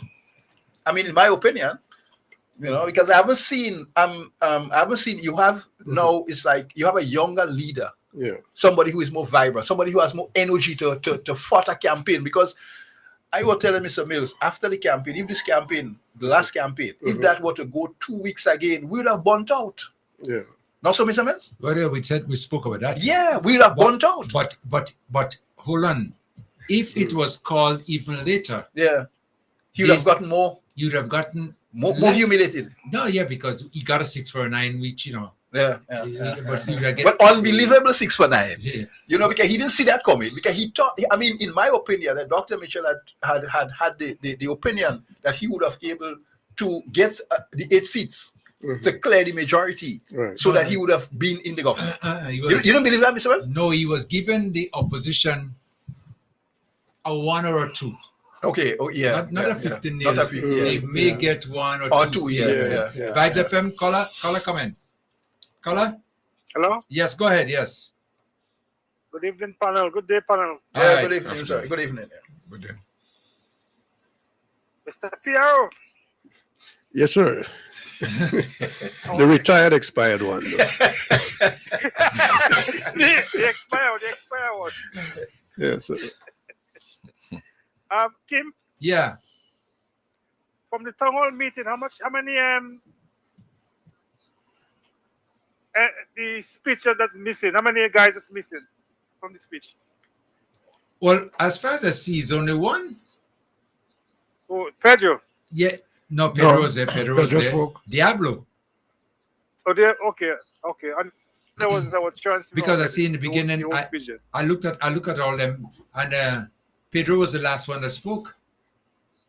And after Pedro, the video just cut. Okay. Diablo was next. He was next. Yeah, he was supposed to be next. He was next, but we can't. The video didn't continue. Okay. Yeah. But I understand. I know somebody that was there. Yes, go ahead. I will see if they got the clippings. Yeah. Well, yeah, most likely. And if you do, get in touch with me. You might be able to give it to me as well, too. But as far and there's some breaking news as well, but I can't say it on air. Oh yeah, it will break. You say it's breaking? Well, it's going to break, so you don't want to Breaking news. Breaking news. you don't want to break it on the air. No, I can't break it there. Okay, okay. no Well, problem. you could if it's where you are right now in the air, you could probably get down to the ground and break it. No, the police go arrest me. The police go All right, okay. Well, stay safe, eh? Stay safe. Yes. Okay. breaking news. Honestly, No. well, I can't say down here. All right. Well, I know. We're gonna talk. Yeah. Okay. Right. All right. Okay. Okay. Okay. All right. Bye. Bye. Okay. Speaking about leadership of the party, Which party? NNP party. the NNP party. Okay. And as far as we do know, and as far as we've been hearing, there's not going to be any change in leadership. And as you've been saying earlier on, the leaks could be greater as long as we stay on the same trajectory. Right. Yeah. And I want to. But what's about you hearing on the ground, right? That he bringing back some old guys like Mr. Lorena Waldron and these few people. I mean, is these people actually relevant and they could actually touch base with young people to actually make an impact in their constituency? Well, you see, let me tell you something. When you see you cannot get the support that you want, you take what you get. That's the bottom line, you know. You guys don't realize that. Yeah. You can't get what you want. Take what you get. So I believe this is what is going on now, in that he's not being able to communicate and pull this kind of Because people. if you had two young senators that actually resign, and move away, because you had promised them to give them certain benefits and they did not receive the benefits and they move away, and then you have to bring back the old guards. It's a clear indication that you cannot really attract young people to the party. And now any political organization like the NDC were able to attract young people to the party. So that by itself would create some traction in moving forward. Yeah. But if you continue with the old guards, is it that the young people would align themselves with these old guards? Well, we don't. We But without that, yeah. But I think in regards to aligning themselves, I think he said they were not prepared to be representing the party. You mean those who Yes. Okay. And as senators, of course, they are there to get and understand all the workings of the parliament. Yes, and so on and so forth. But apparently, it seems as though that they weren't prepared to go and represent the party himself as a candidate somewhere, or he didn't really want them because he realized that they're not relevant or something. Well, the impression I got, it wasn't that he didn't want them. I think they weren't willing to. They weren't willing to go out there and offer themselves in terms of representative. Or the promise that he made to them, he did not fulfill the promise. He take it long to, because he's a man, he just promised a lot of promissory note. Because remember, in my opinion, I'm subject to correction. It's alleged that he promised Peter when Peter was in NDC party a leadership to get Peter on the other side. And now that Peter came on the other side and he realized, okay, well, some traction is taking. Because if you realize the remnants from the RMC, who is the Peter fraction, they no longer associate with him no longer. All right, okay. Let me try to take a call. Gentlemen, just hold on. Let me go to the WhatsApp caller coming. WhatsApp caller you on? Hello, yes. Afternoon. Good afternoon. I'm listening here. Let me say hello to Mr. P.T. Matnick. Yeah, good afternoon, my brother. It was after a long time. Yeah, how are you? Great. Good, man. Are you have big drum dancing Carrico still? Yes. Are you parents still? Yeah, we hope to, yes. But I find out I'm making joke there, because what I should be doing now is remembering what Blaze told kids. I should be having the big drum dancers and the parents going on now on kids. That's what I should be doing now. I'm claiming you could write, okay, because you're right. I could put all the lyrics together and play it on Vice FM. That's all to do for us now, please. I'm waiting for it. Okay? Thank you. And you know, Mr. Mills is good at that, so Mr. Mills, pen to paper, everybody might give a challenge. Yeah. Not even that. I never thought about it. All right, yeah. Well, now the thought comes to fruition, right, so you'll have to do something quick, boy. No, yeah, but Parang coming up. Nice parang. It will be a nice parang too. But I don't think they're in Parang this year. No, we're not. We're I not think going to it's have the usual celebration. Yeah, but of course, the season, it's a season, and people would want to just go on serenade and go on the street and things like that and so on, just to relieve themselves of all the tension and I believe pressure. they might have a display of some of the bands performing. And so what's about carolers in the gardens and stuff like that? The gardens had been. They're going to be having in fact on the 20th, they're going to be having Christmas in the gardens. Okay, right. Yeah, so they're having that. Of course, one must understand, and I'm hearing ourselves saying all the time, this is not normal times. So we have to understand that things will not be how we would like it to be or how it was or whatever, but some kind of expression has to take place. Okay, let me go to a phone call. Vibes FM caller on the WhatsApp comment. Caller? Hello? Good morning. Yes, hello, yes. Good morning. Mr. Kim, I just called back to ask you just now when I was speaking, it had a drop. Yeah. I wasn't hearing nothing against. I want to know if you all had heard me. Some of it. We heard some of it, yeah, but we were breaking up, yeah. And we asked you to, yeah. So, complete. Okay, because I was telling you, because I don't know if it's that part that when I was speaking about Beryl came to and was making mischief and y'all that doing a lot on Keriku and saying that just coming to him and everybody coming to him and the smell of the field and all these kind of things. Some of them things that you all talk about this morning, it is real. Yeah. Because Beryl came to Grenada and was spreading that. Because when he came on the Carnage area, 4 kayaks was together, as I said before, and they walk away when they see him. And one make the statement, he said, I sure it's about Bryce friend coming and talk about them men on the station. And he had walk off. And I think you all know who Beryl is. Right? Beryl, the change of name, Beryl is one they call some Cox. Some guy they call Cox. They say not so that he is an NP representative of it. He is making a lot of mistakes. Same way like when Beryl came the day, take care of one pretty Martin hotels and make things. So his name, no, just like how you all know at Diablo, when we say Diablo, we know clearly it's Keith Mitchell we're talking about. So before, all must restrain from calling him Cox. He don't like that name. He like his real name. So as from today, his name is Beryl. Right? Yeah. Everybody coming to his. And usually, every time you hear them in Canada, people coming to them. But he gone very deep. He wishing all of you all bad. I'm sorry. I want to say good morning to Senator Claudette. Right? I want to say Gloria Thomas, Delma Thomas. I'm Stessa Sen, the only woman I'm digging up this morning.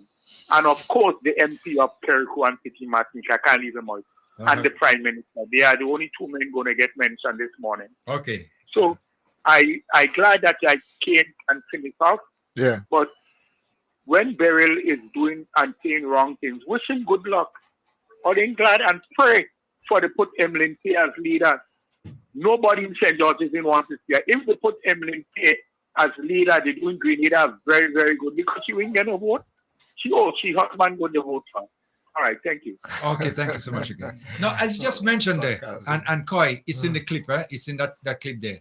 He was ranting and raving over the accumulation of the galvanized and things like that in the in the fields. Yeah, he was raging and said, well, how could they put a school in the dump and spend hundreds and hundreds of thousands of dollars to prepare the playing field, and look what they're doing to it, and imagine a school. Who spent $100,000 to yes. No, are you saying that they spent it when they were there, or it was spent? They spent it when they was there. I see. Yeah, hundreds and thousands of dollars. And look what they're doing to it now and everything like that, So yeah, but yesterday I had the opportunity to go and look at the playing field myself, and I've realized that almost maybe 80% of the debris is actually off the fields, and what would eventually happen is that you clean it up and regrass Well, it. that was and promise. yeah. I mean, So, there's no ifs about that. yeah, That was promise. You know, so I don't and that's know. going to take place, you know. And it's a temporary holding area. It's not a dump. The area. I mean, they don't realize what a dump is. I mean, and the extent of the repairs to the fields, various fields, it's interesting because I had a conversation with some of the guys from solid waste, yes, and they're talking about removing the topsoil because oil and things may leak into the soil, which may affect the ground itself. Yeah. So they are digging into the soil, removing the topsoil, yes, and put new ones so that it can be prepared in the best possible way.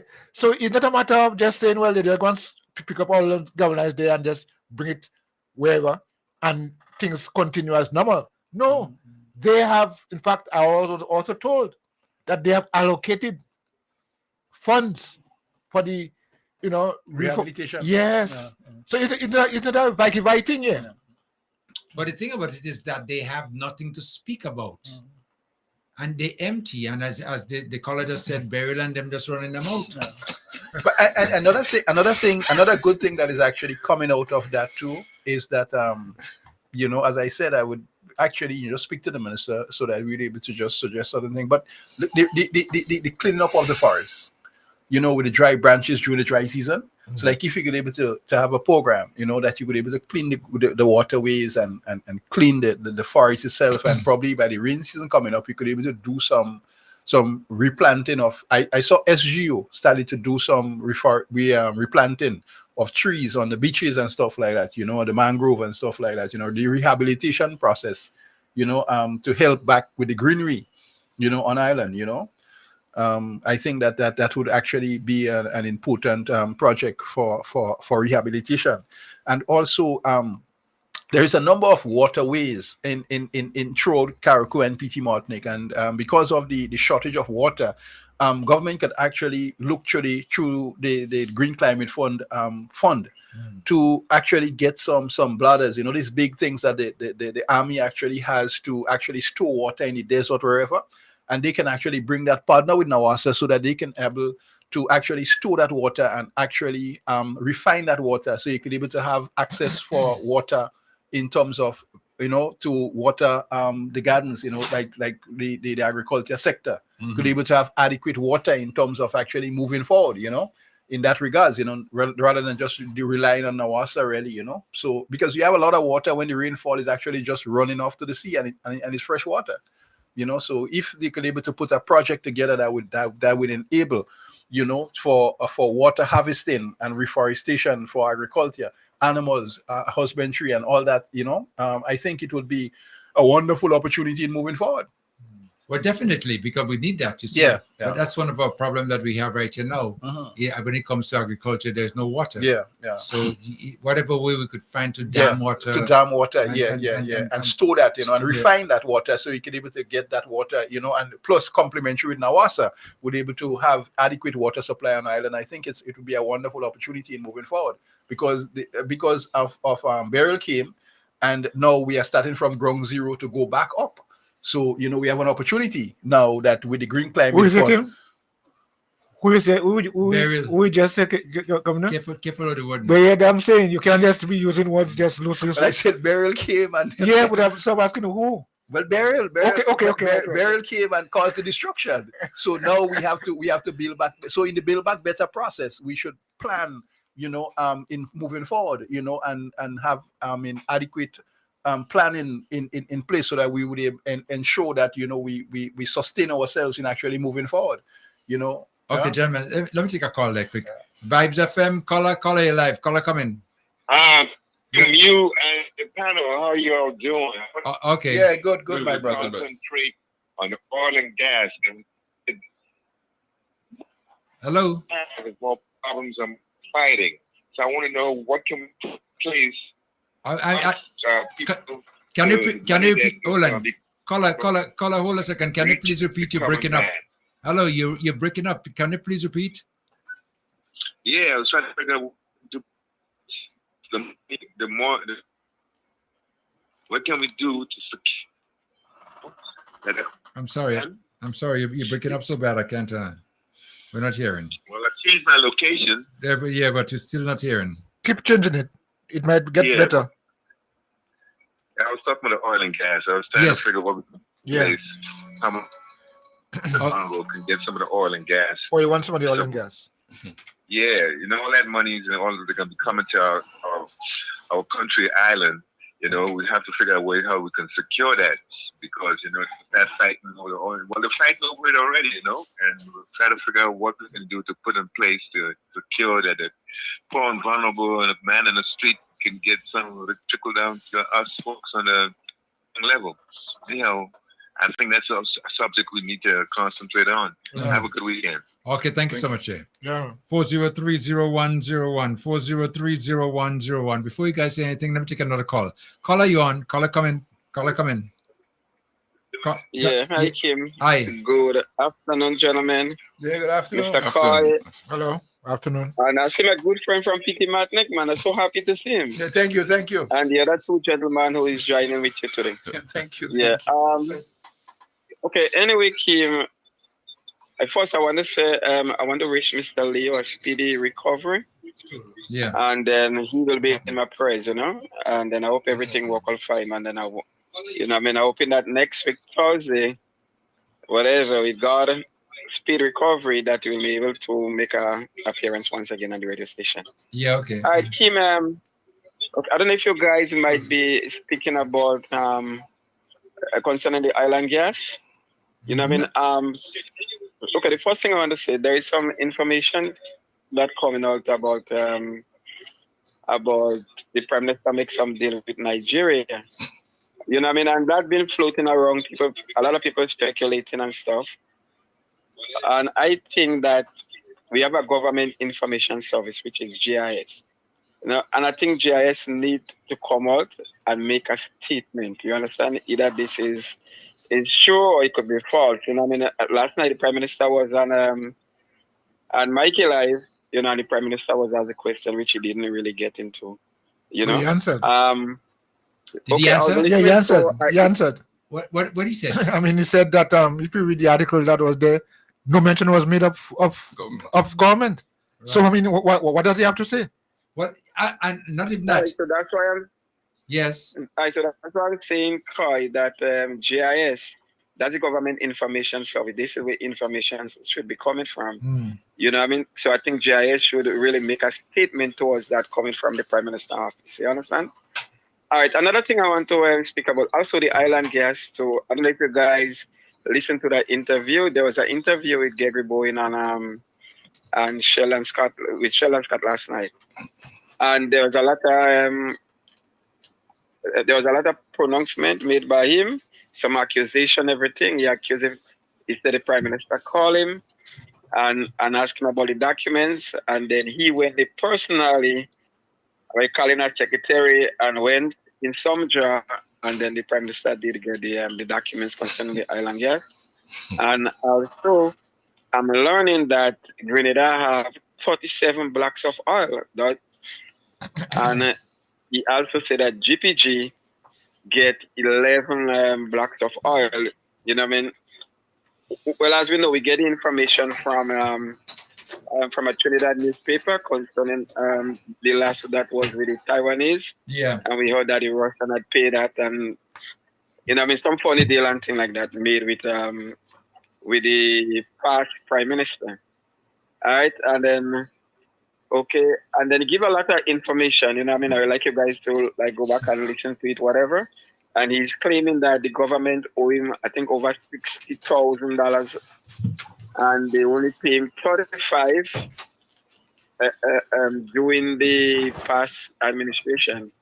You know, he also making some claim that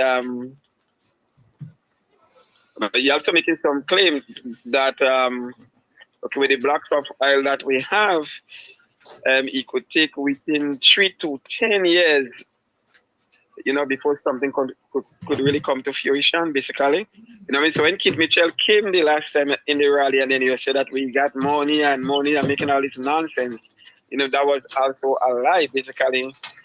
when I listened to him, but something I didn't heard he speak about, like say like okay, no, like when you have island gas, like different companies come and they're going to bid on it. He didn't mention that, and he did not say that how our island gas end up in GPG hand.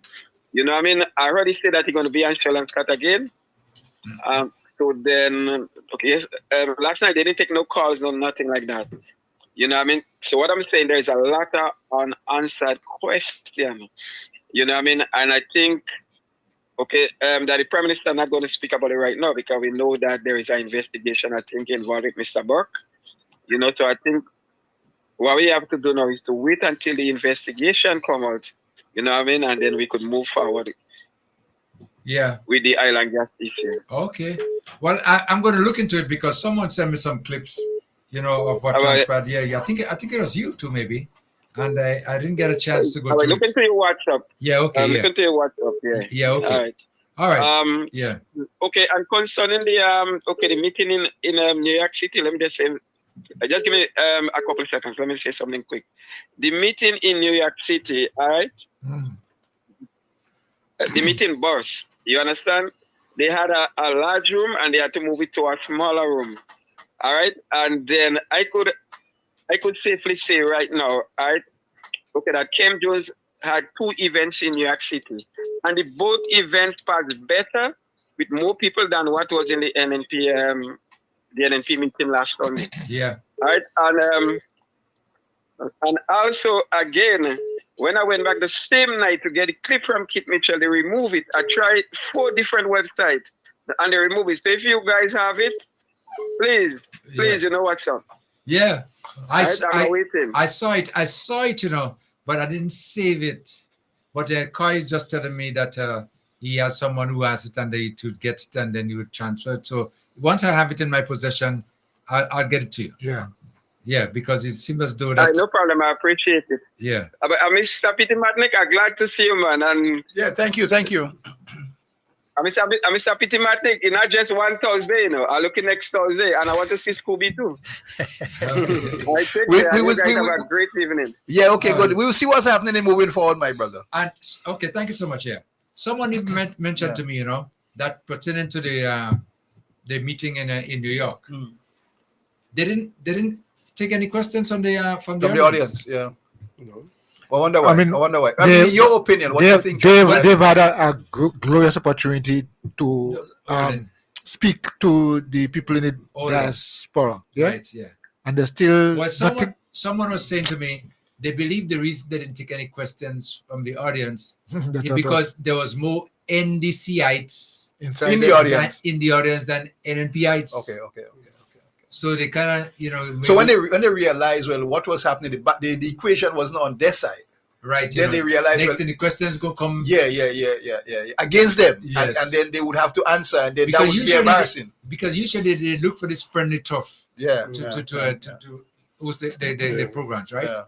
And so they don't want people like me and you. So what do you think really responsible for they not having the popularity support now? I mean, moving forward. What? Nothing lasts forever. Yeah, that's true. That's the bottom line. And it's just a matter of time now. You just feed away gradually. And the feed away has started a long time now. So right now, you know, it's like... Yeah, but if he was so relevant, Mr. Mills, if he was so relevant in the realm of things, and all of a sudden, you know, you just come now and then you started to feel, you know, something, it's not like a couple of years has passed by, you know, 10 years, and then, you know, you're feeling away, you know, it's just how much months? 24, 30, almost 30 months now? And, you know, and your popularity has dwindled so much. I mean, you know, in the realm of things. There's a word called, we should use expire. You know what expire means? So the manufacturer had manufactured the product and he put an expiry date on it, and the shelf life coming to a close. So wait, Perseverance Dumfries, what are you talking about? You can't sell it no more. No, I mean, where are you going to put it? Perseverance Dumfries? No, feed it to the pets. You know, dogs pets. And cats. And your song is when it's a pets there, your song has someone there, you know, in the north. But that's it. That thing. no questions asked. No question asked. Yeah. And the crowd wasn't, sometimes you anticipate this sort of a massive crowd to give you energy. Yeah. So you could really get to them. And then when you see the crowd, you just... So you think that diaspora function, that caused a dampen on them in terms of actually moving forward? Well, yeah, you see, because why? The diaspora has been one of the strong supporters of them, of the government. Yeah. And not the government, the opposition. Well, not even that too, but the diaspora has a big influence on what's taking place back home. Yes, that's true. Yeah, that's it. Yeah. And once you see that boom swing against you, I want to believe that there are more Grenadians out of Grenada than in Grenada. That's in Grenada, Yeah. I know for sure in Carriacou, there's more Carriacouans out there than in Carriacou. Yeah, because they migrate. Because when you migrate, I mean, the population tends to increase because you could have that children, grandchildren. And right. Yeah. You're right. And that's it. So now seeing that is the situation there right now, you're losing ground, and you're losing ground rapidly. Yeah. So by that now, you're scared now to even get out there, because I could tell you one thing: if it took 2.5 years for the NNP to go into New York to have a meeting of that nature, and it was not successful as you guys would see. Just imagine. I mean, it's downhill, Yeah. So it's actually coming to a closure. Okay. Yeah. Kim, just check your just check your WhatsApp. Yes. Okay. Yeah. 443-0101, 443-0101, and 403-0101, 403-0101. Okay. Let me see if I could. There's so many calls coming through. Let me try to take this one first. Landline caller coming. Hello, good afternoon. Thank you for taking my call. Yes, go ahead. Yeah. And how are you? Not bad at all. Long time I haven't heard your voice. Well, I'm here. All right. All right. Thank you for that. Now I hear talking about the porcupine. The porcupine has to run on himself. A porcupine is a deadly weapon in the seawater. And when you hear the porcupine start, you have to continue as he going, because all you want to do is to undermine the people. So you have to go against his own self, because he cruel to himself. That from since 1972 to now. Check Gary, the revolution, Mr. Reason, Mr. Blaze, Mr. Buffett, and today you reach to the point where you have to jump out and you don't want to jump out. He's still going on and start telling putting out a new set of propaganda. It's a new propaganda. This is why I call him a porcupine, because he's deadly. Right? So tell everybody hello from me and take care. So keep your eyes on the porcupine. Don't change it. Okay. Thank you so much, caller. Okay, 403-0101, 403-0101, and 443-0101, 443-0101, 458-1914. You guys wouldn't believe. Okay? That was fast. Well, I tell you, I mean, when I have in my possession the audio for the meeting in New York. I have the entire audio. Yeah, so we have everything. We have everything we could need from start to finish. From start to finish. Yeah. Right. So they couldn't take out anything and get away with it. No. We have the original. I'm just looking at it right now, and it's amazing how we have it, right? 443-0101, 443-0101. So, Mr. Mills, what's about the much talked about Mr. Dwight Horsford? What's about he was the one actually was Dr. Mitchell was actually promoting, to take over leadership. Oh, all of a sudden, I mean, they dropped the ball on him. Well, who's the person, sir? Mr. Dwight Horsford. Oh, Dwight Horsford. Yeah. Oh, okay. Yeah. All of a sudden they dropped the ball on the man, boy. No, I don't think so. You don't think they dropped the ball on the man? No. What I think is going on is that he wants leadership. He wants it, or they just he wants okay, it. okay. But based on the statements that Diablo is making, okay, nobody would get it until he wants to give somebody to give it to them. And you have to be an NNP, original NNP. But would he give it to born NNP? Would he give it to a female? Yeah, I mean, I guess. Vibes FM. I guess he will. Gentlemen, hold on. Vibes FM, landline caller coming. Caller? Hello? Hello? Hello? Caller? All right, we have to just do that again. They'll come back. Yeah, go ahead. You were saying something. Okay, let me go back to the phone call. Let me go back to a phone call. Vibes FM, caller, come in. Hi, good afternoon. Yes, how are you doing? Okay. Hey, good afternoon. Afternoon, Mr. Kai, how are you? I did good. And hi, Mr. Leo. I hope you're resting comfortable. I miss you, darling. I wish you was there today to help me with my little math. I want to do a little math, but Mr. Kim, you and Kyle, go help me. Eh? Okay. Yes, go ahead. You have one child.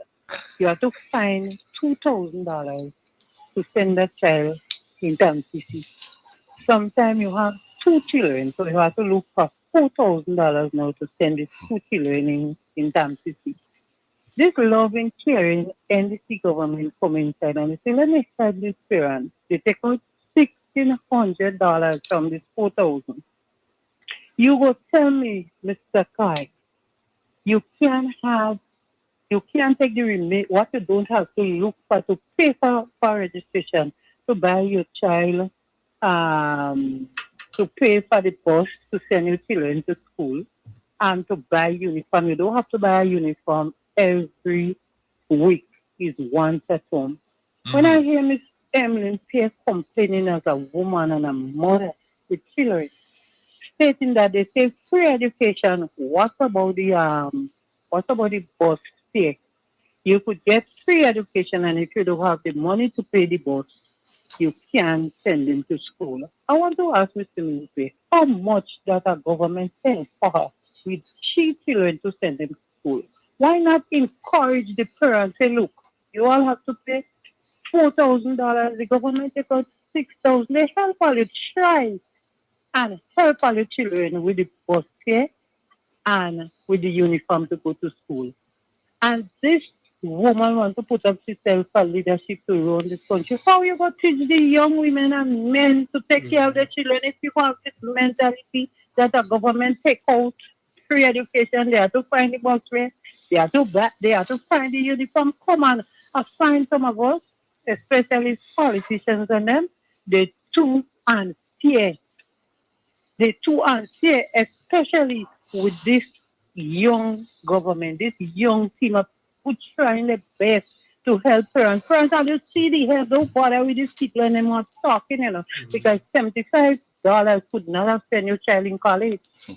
They just wanted all your children to stay on the farm just to vote for them and to keep them there.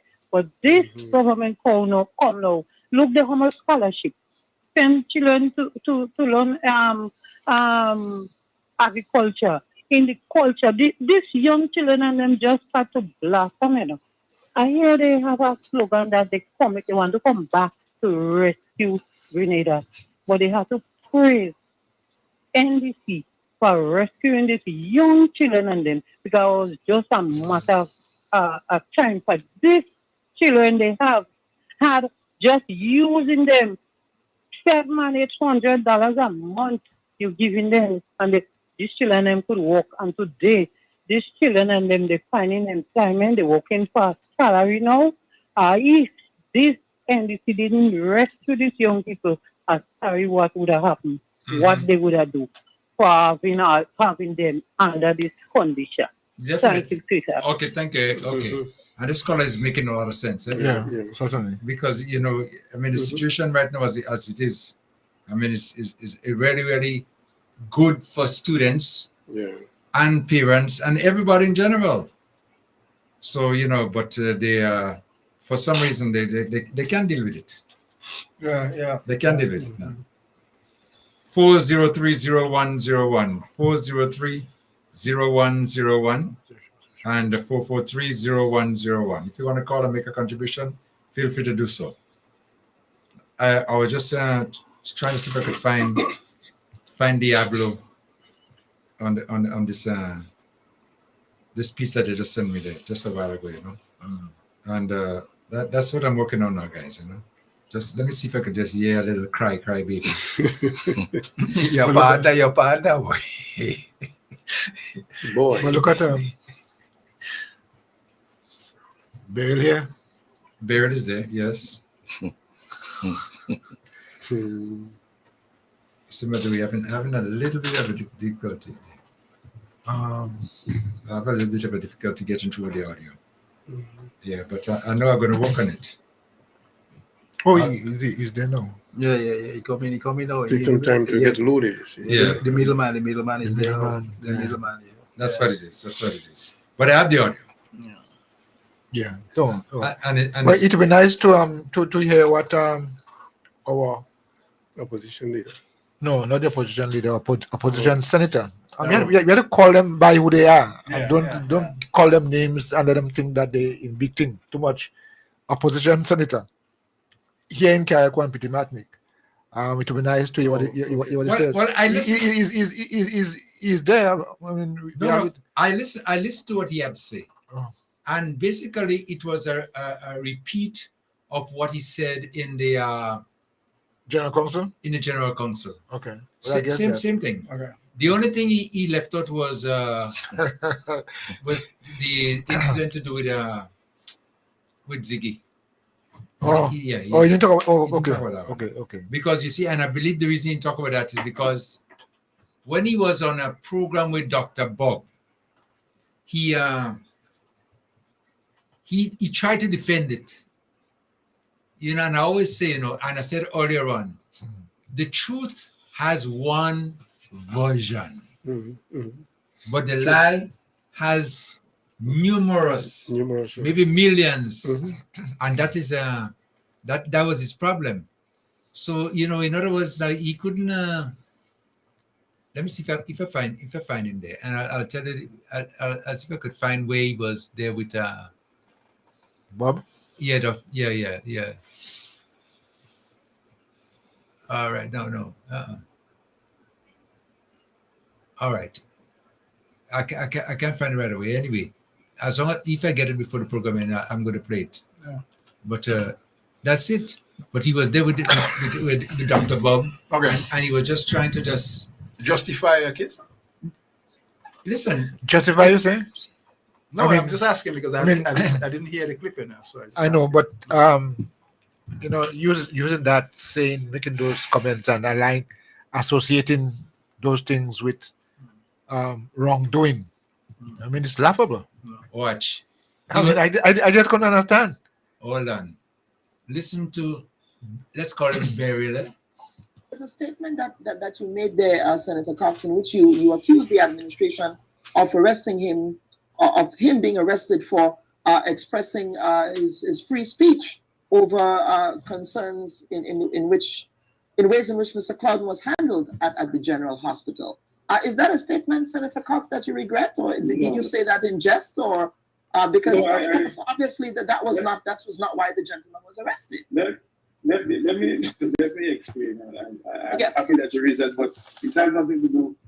I mentioned Clouden, and the person who was referred to by the blog is not Mr. Clouden. It's a different person. Yeah. Oh, it's a different person. So, thanks for that correction. Yes. So, on the other matter, and it's for obvious reasons. I did not mention any name in my address except for Mr. Clouden.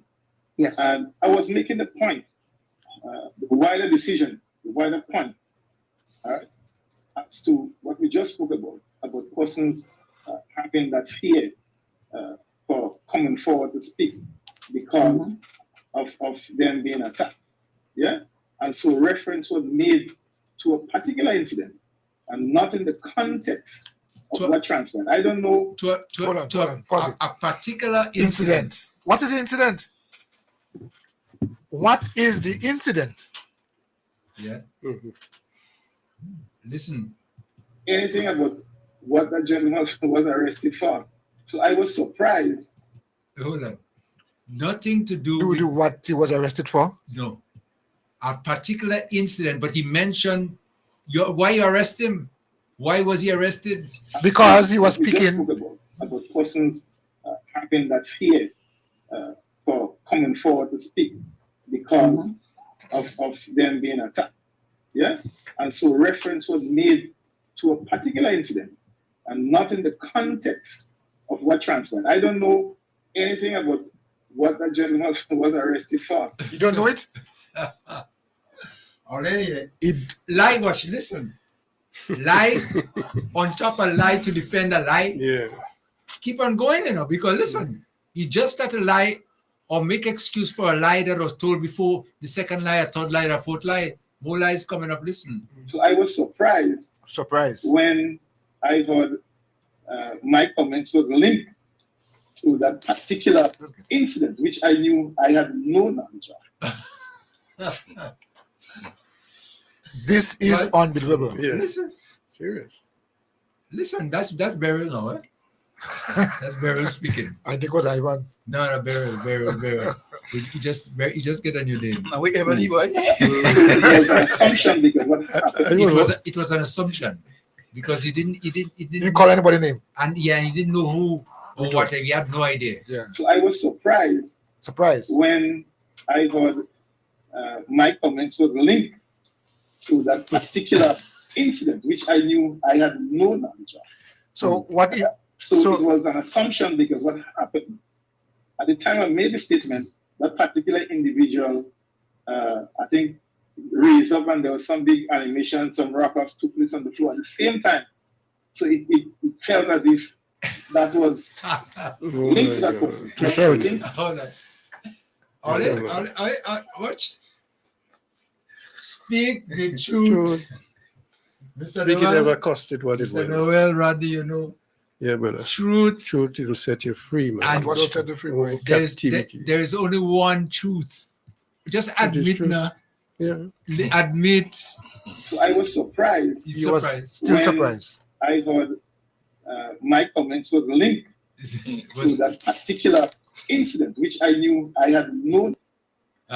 No, just wondering. So he's surprised. I wonder if when we play what he said, what literally happened, if he will still be surprised. All right. Okay.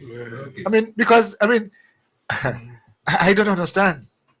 Okay, he was surprised, eh? He was surprised. Okay. Listen to let me leave that one there for a while. Okay. Listen to the surprise part of how surprised he was when he made his statement. We will go back to that. Yes. I did not say is it a young man who decide to speak up for Carriacou and Petit Matlick. You have to arrest him, you have to detain him. Why is that? A young man. A young man. Who decide to speak up for Carriacou and Petit Matlick. Yeah. You have to detain him.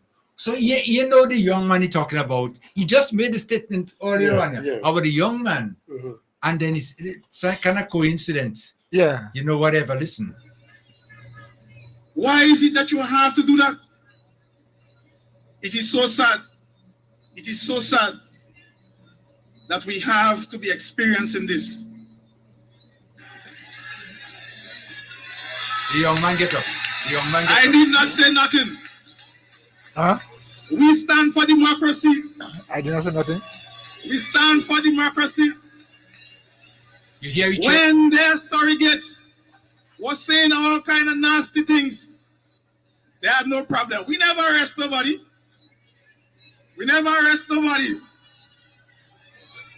So, allow people to speak. Yes. Allow people to speak, brothers and sisters. Just as you. That is what we are about. Right. Speaking. So you hear now. So when the young man got up, you hear the comments he's making? Yes. And supporting the young man, but you didn't know what he's talking about, Yeah, talking about. No, he didn't know what he talking had about. No idea. No knowledge, and he was surprised. Yes. When his comments were linked to that. Linked to that. He's very surprised. Mr. Clowney.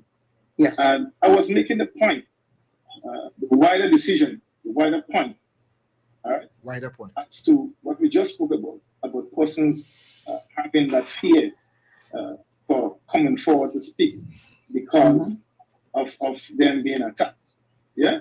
And so reference was made to a particular incident and not in the context of what transpired. I don't know anything about what that gentleman was arrested for. I was surprised. Yeah, you surprised when I heard my comments was linked to that particular incident, which I knew I had no knowledge of.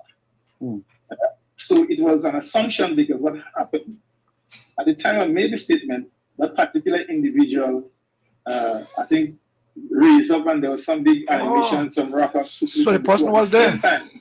So you know the person was there? Yes. That was linked to that person, but linked to other incidents. There were other incidents where not just for that particular person, but not for that particular person, but wasn't for that incident because I knew nothing of that incident. So there's no way that I could have made a reference to a particular incident without knowing anything about it. And so this is the first time I've really spoken about it because well, that's what we do here at the Bob Report because I think it's very important for us to go to the horse's mouth. Which in this case, it's your mouth here. And then later that I learned that the incident, I think he was maybe about 3 years old or something like that, for some violation or the stuff. Oh, so that even begs into question, you know? I see. We do something that is 3 years old. Why now. But that has to do with it because I don't know what the incident is about. And I never really made reference to that. But I knew in what context that I made that statement. And so I didn't say again. What was it? What was the context? What the context was? Listen.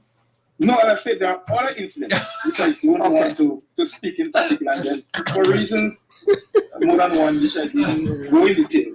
But I was used as an example for the wider context. Yes, issues and what you explain, what you experience, which is a fact. Which is a fact based on what you're saying.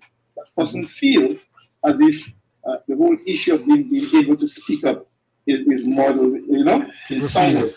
Because within that context, again. I was making a next context again. Yes. So, but you know, sometimes, Dr. Bob, one of the challenges for persons in the public space is that when you say something, how somebody interprets it or understands it. Oh, I see. Sometimes you don't have control over it, but you have been led to be responsible for how somebody thinks or interprets what you say.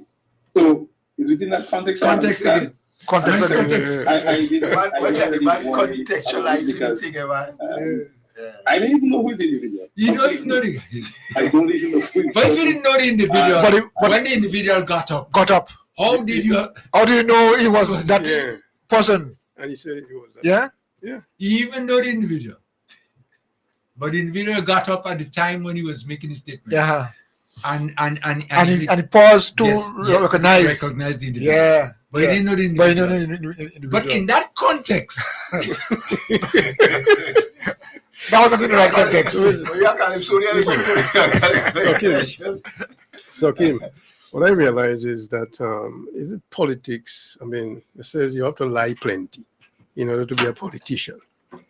You know, it is a very sad. I mean, you cannot hold, let's say, a politician. Yeah, but accountable for. Hold on, you can't hold them. No. I mean, in the context of which they're talking. That's the context. I counted the number of times you use the context. 11 times. Vibes FM, hold on. Vibes FM, caller coming. Caller. Good afternoon, Kim and you. Good afternoon. Good afternoon. I'm going to answer that question. And please answer it. I don't want to let it go now. I know Cox a little while now. And we used to discuss a lot of things, politics and a lot of other things.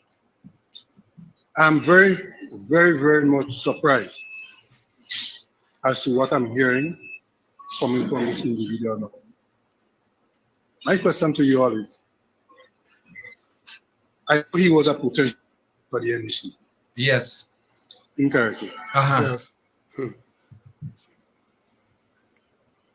Depending on what context you're talking in. Yeah, go ahead. In terms of Because no, the truth is when he went with NMP, I was disappointed. Yes. Okay. But reflection, when I reflect, no, my position is maybe it was a good.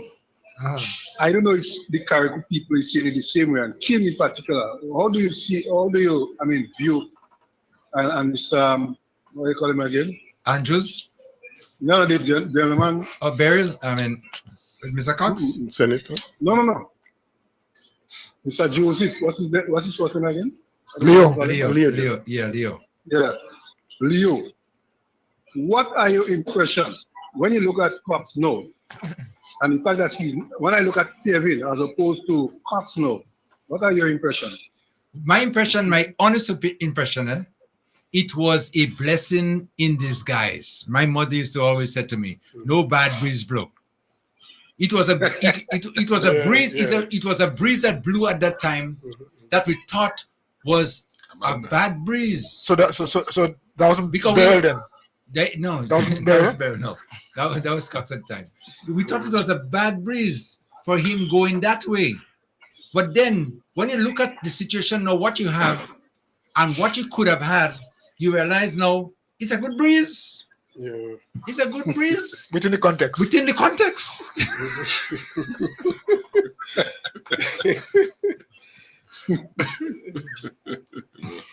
Call answer your question. Mr. Leo, are you of the same view? No, Mr. Leo is not with us. He's not there today. No. But it's a bit, and I think it was the first time when Cox made a dong, I did have a conversation with him on my way up to Caribbean.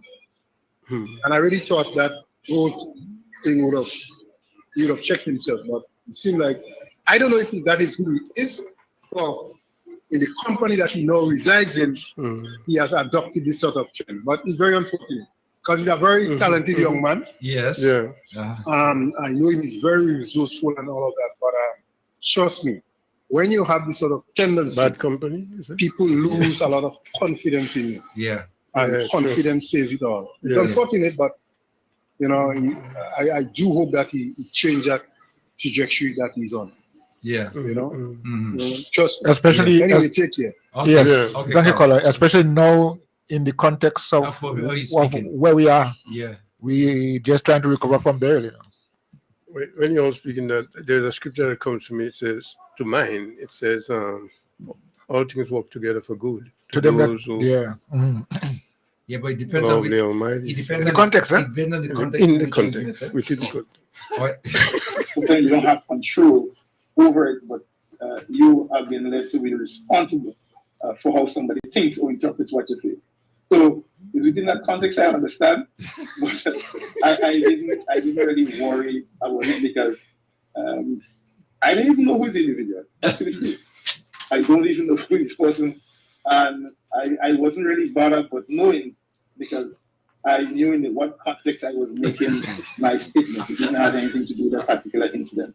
I didn't know. I never even speak to the gentleman about it. Well, why we met afterwards, and he never even gave me any details about it either. We met afterwards? That is the fact. So we met afterwards? Because I was not really interested in that because I don't know. I don't know. Vibes FM, caller coming. Hello. Yes, go ahead. Yeah. I'll tell you something. I'm sitting here in London and I'm really enjoying that show. But I'm a little bit disappointed in you and Coy because you're all supposed to bring the man on the show. And I'm longing to hear the man. I'm desperate to bring the man on the show. Come on. Well, if y'all are not trying hard enough. Listen, caller, if you recall, I was given the task, the responsibility, yes, and I accepted it. And since I have been given that task and responsibility, I have been trying every single day, every single night, yes, to make contact. And you see, the context now is. I realize that the context is, Yes, what I'm calling, yes. I mean, we need to get down to the bottom of things, and yes, but yeah, true. Although I've not gotten through yet, but certainly I would hope, and I'm hoping one day we'll be able catch to him one. Yeah. I mean, we'll catch him. We'll send the police for arrest him instead of the boy. But to come to the show. It depends on the context in which you send the police.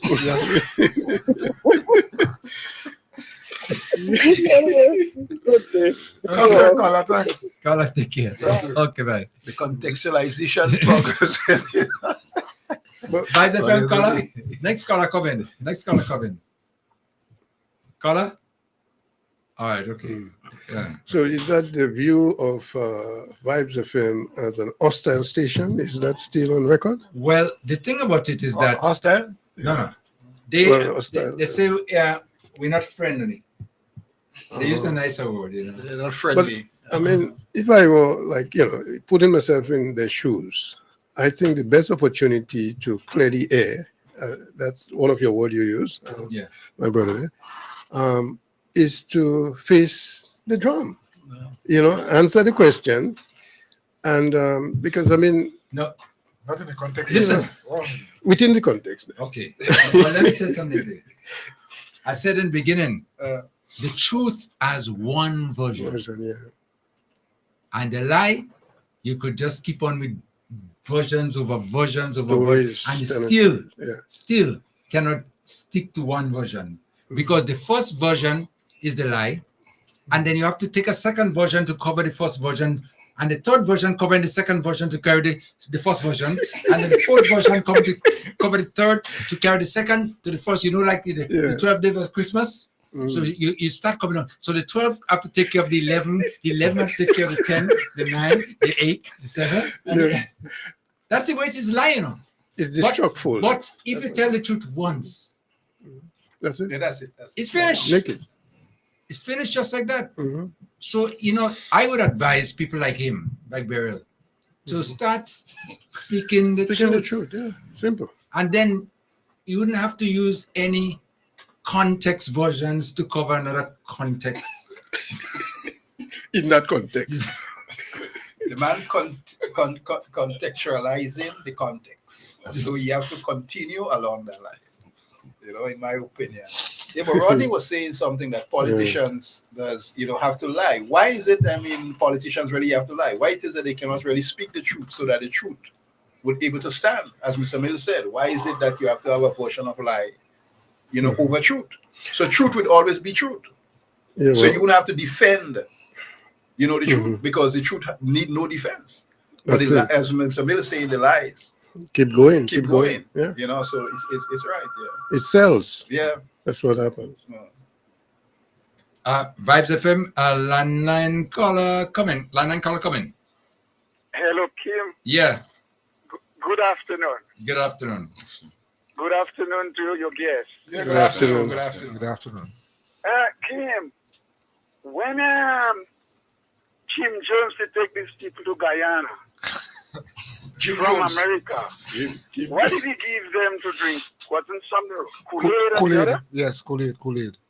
No, those people who drink the Kool-Aid in Guyana, everybody didn't die. Some die and some remain. Those who remain, do you know what happened to them now? They can't function right. Some of them turn invalid. Now, these green people on there, this green juice, as soon as they drink the green juice, no matter how educated they were, or how bright they were, once they drink this green juice, they become an invalid. For example, look, from the time Nimrod drink the green juice, what happened? Pedro drink the green juice, what happened?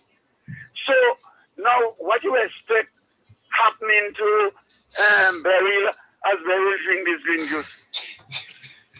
Beryl have the green juice had to bring them in all kind of context. So is the green juice. Once you drink this green juice, if you ain't die, you become a lunatic. You're wounded. You come dirty. You don't know what you're saying when you're saying how to say it. So I just want to tell these people and them who ain't drink the green juice yet, who ain't drink plenty of this green juice, just be careful with this green juice. Thank you. Okay then. Especially what's up, caller? Coming? What's up, Colin? Yeah, Brother Kim. Yeah. Good afternoon, Good Brother afternoon. Kim, Brother Koi. Good afternoon. Piti Matnik, salam alaikum. Yeah, walaikum salam. Alhamdulillah. Good to hear your voice. Yeah, man. Good to hear you too. Yeah, you're welcome. Yeah, thank you. I just want to be brief though. I wouldn't stay long. Concerning Beryl, those who assemble, I think there's another way of saying it. They resemble. Those who assemble resemble, right? Yeah. But there's also another saying, birds of a feather flock together. Same feather. Yeah. Right. So the lies have to continue. And I know if you listen to them, how did I say the lie? Somebody always tell them. Yeah. Or it was brought to their attention. Right. Or so it's not always, so they actually ducking the lie by saying it's not coming from me. Somebody said. Right. I saw the man in the north say they eating dogs. The Haitians eating Cats and dogs and pets. He said he read it somewhere. First who write the article, go and ask them. Yes. He see the article and he read it. So that's how it is sometimes. Yeah. But what I want to say and finish with is this. We have a lot of positive things happening in our country concerning the recovery of Beryl. I'm not talking about the hurricane this time. Yeah, okay. And the things that what's happening, man. There's a lot going on. And I'm living in the north, and I would like to hear more of that. Yeah. Because strange enough, I was on Church Avenue, and I met this lady, and the lady was saying she just built this nice little house. She said, I'm finished building the house. And it's not too long after, maybe 6 months after, Beryl come and mash it up. And she almost cried. She's from Carriacou. She almost cried when that happened and all of that. And I started to give her some encouragement. And I say, Mom, your daughter, she says your daughter is I say, your daughter is alive? She said, yes. I say, you're alive up here? Yes. I say, well, you don't need nothing more than that, You will build back better. You're going to build, and you're going to build back better. And my small version of it is that, as they say, as him say, mother always say, my bad breeze never blow. I believe that, and I will tell you why I believe it. When Hurricane Ivan passed, strange enough, my two sons was home with me, and we were supposed to leave 1 week after the hurricane passed. But some way along the line, my bigger son said to me, Daddy, I want us to go for the festival in the thing that was happening in Eastern Park. Liberty. Yeah. You want to go for Liberty? Well, I'm not interested in Liberty, but he say he want to go. My younger son say he ain't interested in anything that he wanted to go. My son say, oh God, Daddy, let me go. I say, it will cost us $200 more each year. I say, I see that you want to go, I go pay the extra $200 for myself. He say he go pay, so the younger brother say, nah, I ain't going, I ain't paying nothing extra. The bigger son say, I go pay yours, let's go. And good thing if that happened, because when we left, the same Monday of Labor Day is when we were supposed to leave, or the next day after the hurricane passed. The Labor Day evening, we saw the news, and then the day after Labor Day, and the Tuesday was the day we was coming up. So we leave a week earlier. Thank God we did.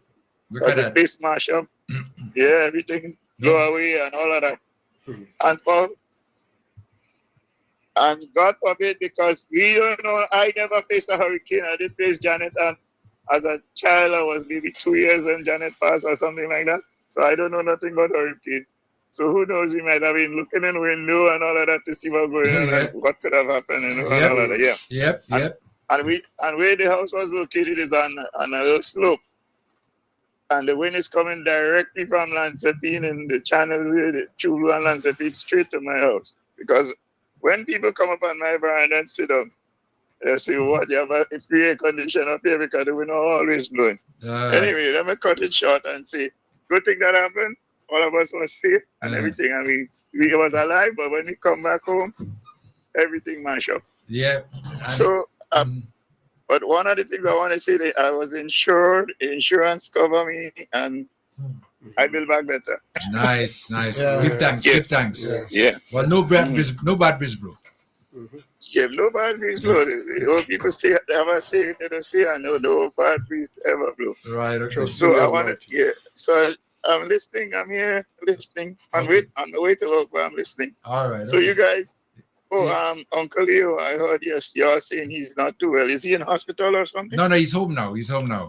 Oh, okay. So, but he was in hospital. He wasn't. Yeah, he was in hospital. Yeah, he was trying to call me a while ago, Okay, well, and I thought I could have brought him live. Yeah. Yeah, Uncle Leo, I put it on record. Speedy recovery, man. Speedy recovery. I will look at this to hear you soon and see you soon. Yeah. Okay. And Koi. Yeah. And Koi and Kim, I want to tell you guys, as Cambridge said earlier on, you want to hit parang. You all have a parang. You all actually supposed to be writing a parang song there, you know, the context and the contents and or you actually writing a parang song and all you didn't even know it. Yeah, that's it. Okay. You just had to put it in words now. Nice, put it together. Yeah. Okay. It's there. I used to come to Karakou just for the parang. Yeah, that Sunday I leave Sunday evening, 3 o'clock to get a boat to come up just for the parang the night and Right. come down next morning. Okay. All right. So keep us like it. Look out. And they always say that you don't write the song. They just write the song for you. Just sing it. Yeah. Okay. So Beryl, the Beryl that's still around, he wrote a song for you. So you all just have to sing it. Okay. In the right context. All right. Thank you, Colin. Okay. I'm seeing this word is having a field day on the chat. Yeah. Somebody say the new word for the day is context. Vibes FM, color comment. Color. Hey, Kim, just give me 30 seconds quick. Okay, something I'm hearing, I just want you guys to confirm it. I'm hearing there is a young lady by the name of, I think, Samantha Alexis. She living in the mangrove, and I heard that the minister went over to her with a couple of people with him, and they offer her to build a three-room house for her with electricity, running water, and everything. And I heard she turned it on. Yeah, that's true. She has 8 kids. Something got wrong with it. She has 8 kids. Well, I understand she have 8 kids too. Yeah. Oh, okay. 8 children. Yes, not kids. Not kids. All right. But no. Okay. All right. Okay. She has 8 children. Yeah. Oh, so basically that is true. It is true. Yeah.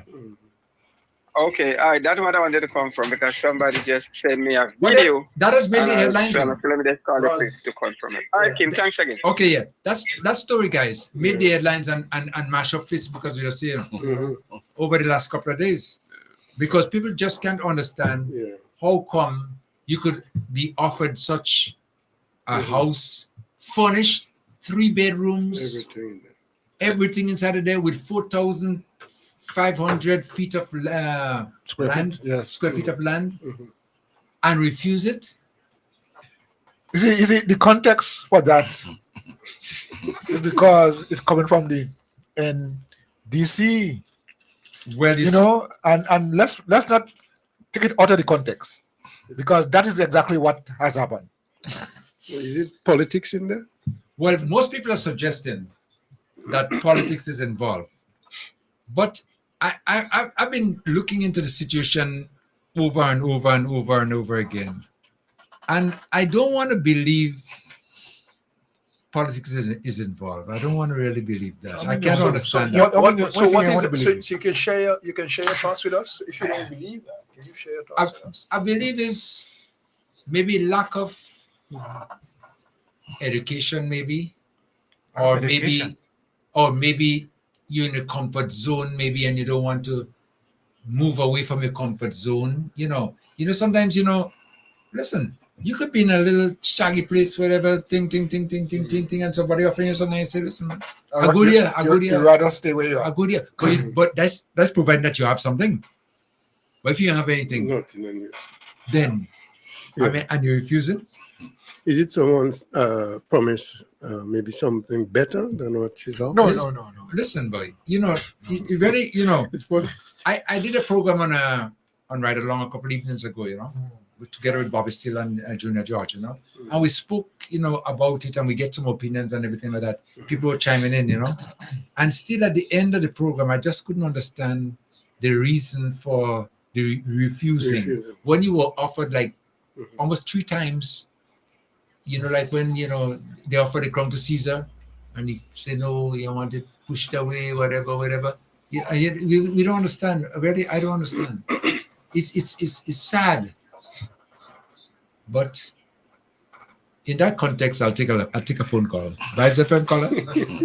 Caller? Evening, Mr. Kim. Yes, yeah. Mr. Croy, my friend. Yes. Good. Well, and Mr. Peter Martney. Hey, good afternoon, sorry ma'am. to hear about Mr. Joseph, and we Yes, good pray afternoon. that all would be well with he and his family. Yeah. I'm back. Okay. Oh, okay. It's a long time you haven't heard me. I'm back. I already realized. I think that lady has drank the Kool-Aid from NNP. Poor thing. I feel sorry for her. If she knows what's good for her, take it because of the children. Yeah. Have a nice evening. Yeah, same Okay. to Bye. you. Same to you. Same to you. Yeah. A lot Yeah, of people I mean, share those comments, you know, because you still can't understand the reason why. I mean, you're in a situation, and not even that. In the man, as you guys know, is a swamp. I mean, you know, it's been a swamp for the longest while. And so when rain, when it's dried, the swamp is actually dried, right? But when it's rain, it's like a pond. well, yes, to a certain extent. Yeah. You see what happened over the years, it was real watered down. Okay. For time and time, but I believe climate change has changed it a little bit, whereby during the dry season it will be real crispy dry, because I remember going into the mang there and playing cricket on the dry surface. And sometimes when you're running for a ball and your feet are jumping on top of the dry dirt, you know, it makes a little bit of a noise, you know, and you know, whatever, you know. And we used to be there, but what has happened over the years is that people have decided to just squat on that area, and it was not stopped by the authorities, you know. Well, it was not stopped by the previous administration. Yes, right. Yes, Yeah. And so now this administration came in and met it.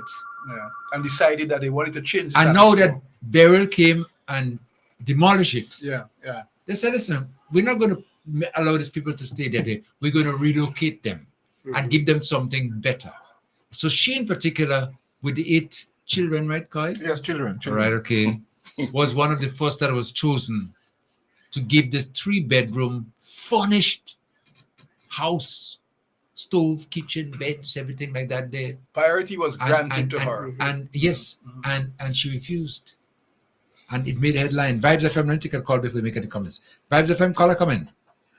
Yes, Kim. Good afternoon, sir. Yeah, good afternoon. Gentlemen, Hey. Big time, Mr. Popier, sir.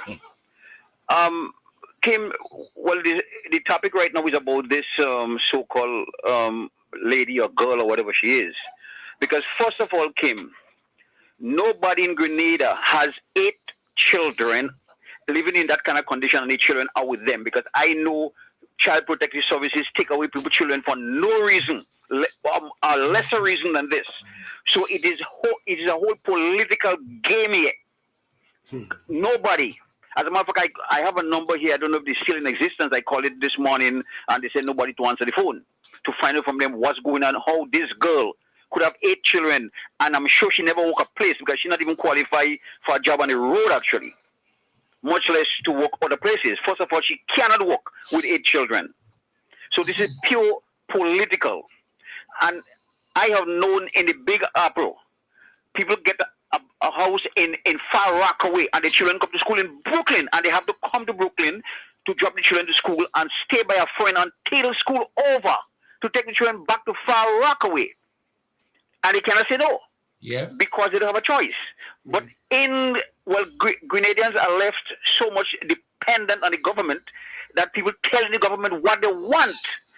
I mean, there's no other country in the world that ever happened. No other country in the world. People, I mean, Kim, this thing get me so sick. I've got to look at the program with you and right along and thing. I did put some comments and stuff like that and so forth. But listen, something is wrong. I mean, listen, Kim, I don't know what to say, but this never happened in no other place. I mean, because first of all, they say a beggar is not a chooser. Sorry to use that word, but I don't have a choice. Yeah. You understand? Because you don't. Because I saw a house. I think Cam Joseph what put up the house before, and it was painted in green. Because first of all, what Keith Mitchell had done. Because I know one woman in Bushes who used to boast on WFM how they give her land in Bushes and all kind of thing. One time she even called and say she want a gun because people turn in and she gap. I'm sure you all know who it is, but I won't call no name right now. Okay. And it's only somebody who's an NNP who could have said so, calling national radio and asking for a gun.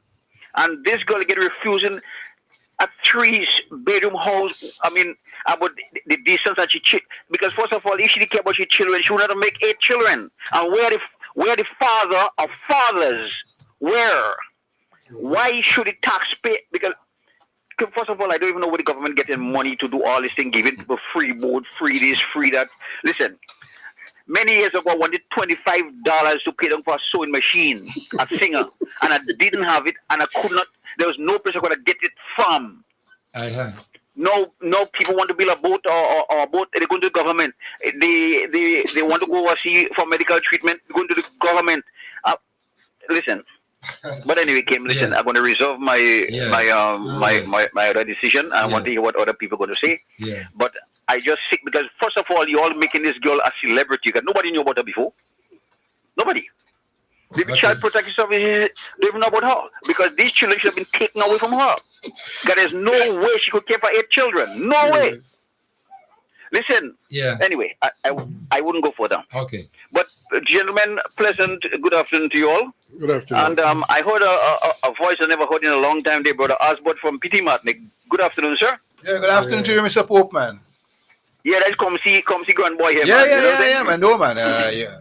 All right, Good all soul right. here, Well, man. listen, guys. Pleasant good evening to you all, guys, and holy foot, man. Listen.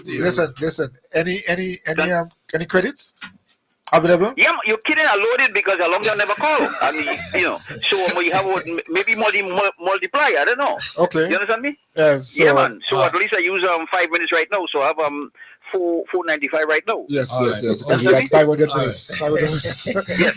Take care, my Good friend. afternoon, gentlemen. Yes, all the best. And thanks for taking my call. Yes. Bye then. Next caller, WhatsApp caller coming. Next caller. Hello, caller. Let me see. Yes. Hold on. Caller, you on now? Okay. Okay. 4030101, 4030101, and 4430101. Let me try to take another caller. Vibes FM. Caller, come in. Caller? Hello? Yes, hello, yes. I just get a message by my window here with some people that are listening to the program, and they from Kirkwood. They tell me to call if you want them to, if you want them to remain good friends with him because they know him good. Call the guy in his right name. His name is Beryl. That's all I get. Thank you. Okay. Oh, Lord. All right. That is the context? That is the context. Okay, that's the context. Okay. Let me try to take another call there quickly. Vibes FM. Let me see. I think this caller is online. Caller, are you there? Caller, come in.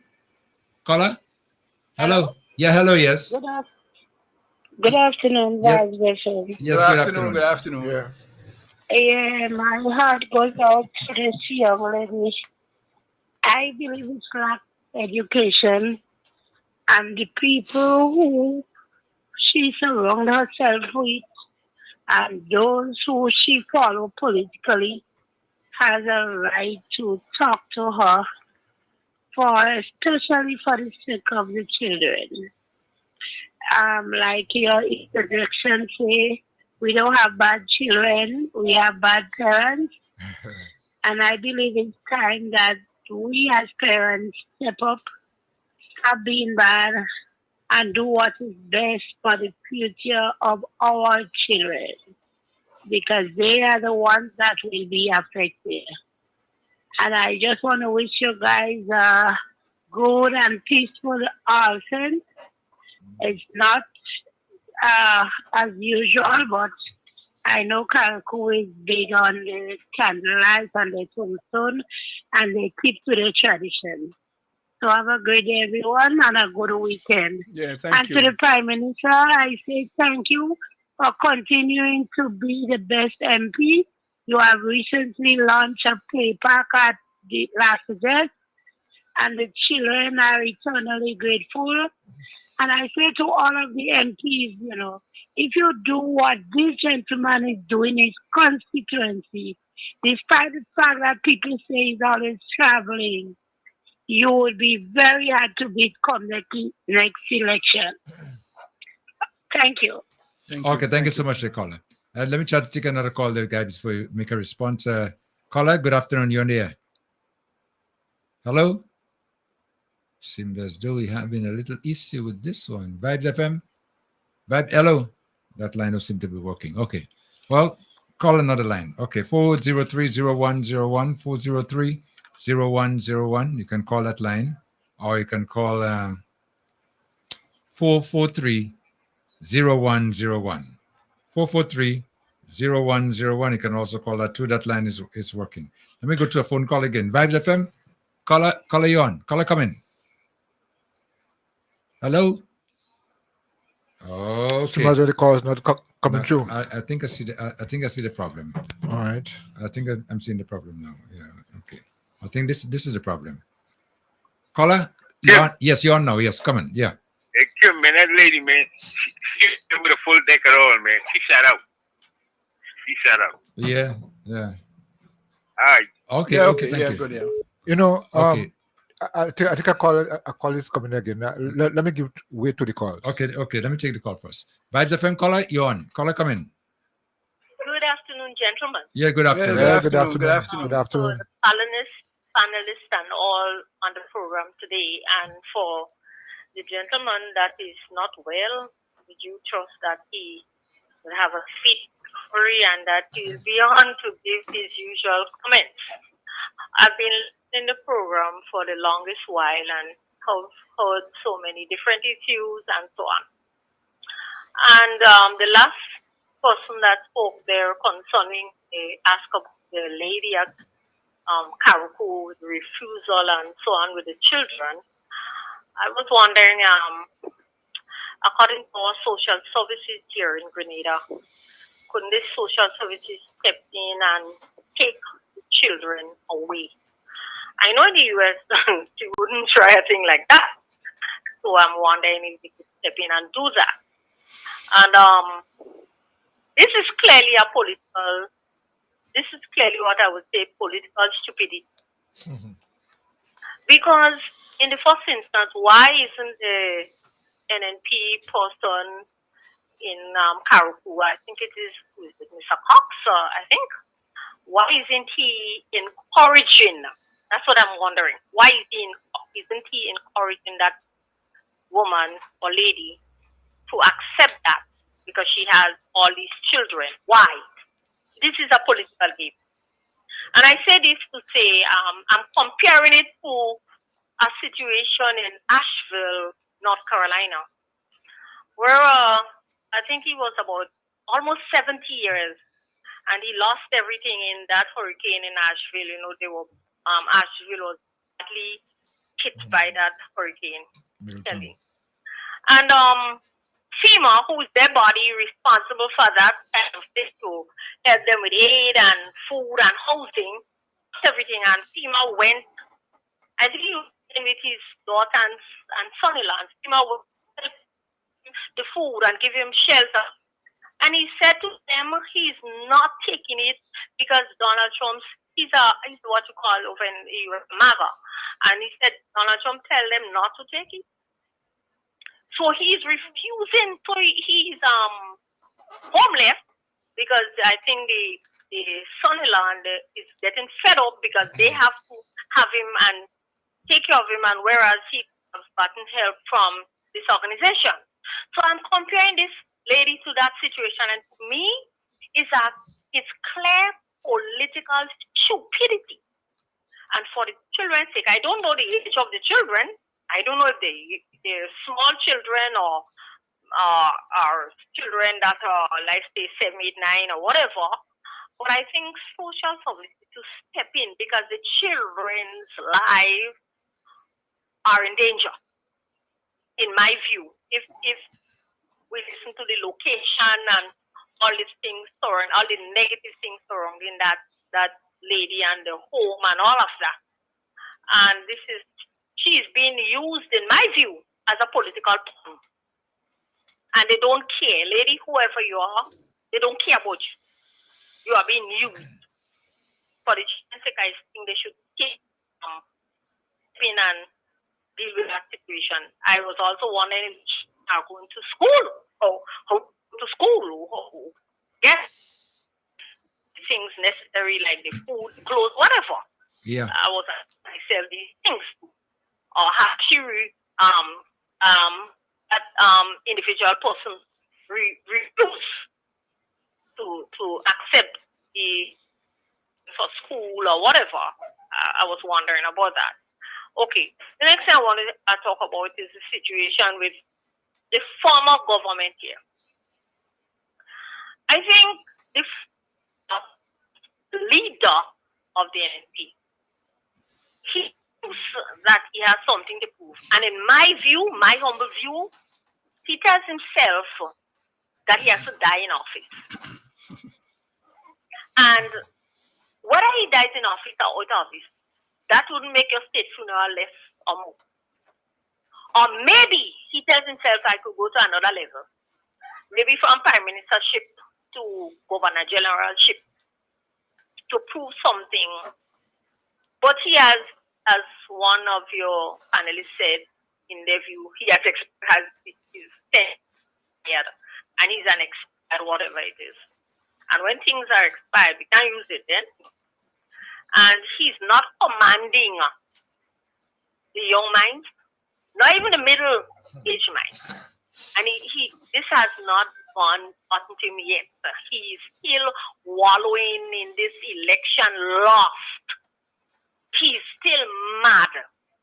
And one thing I must say finally, maybe he thinks that after 2008 and 2013, he could, when after the election in 2008, some of the NDC tell him, no, it's time to step down and step out. And look, he didn't bother with them and he came back.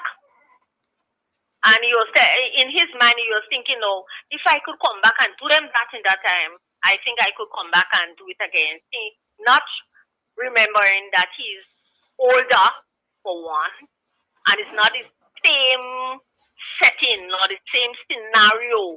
The people today are more informed than when he came and took over after 2013.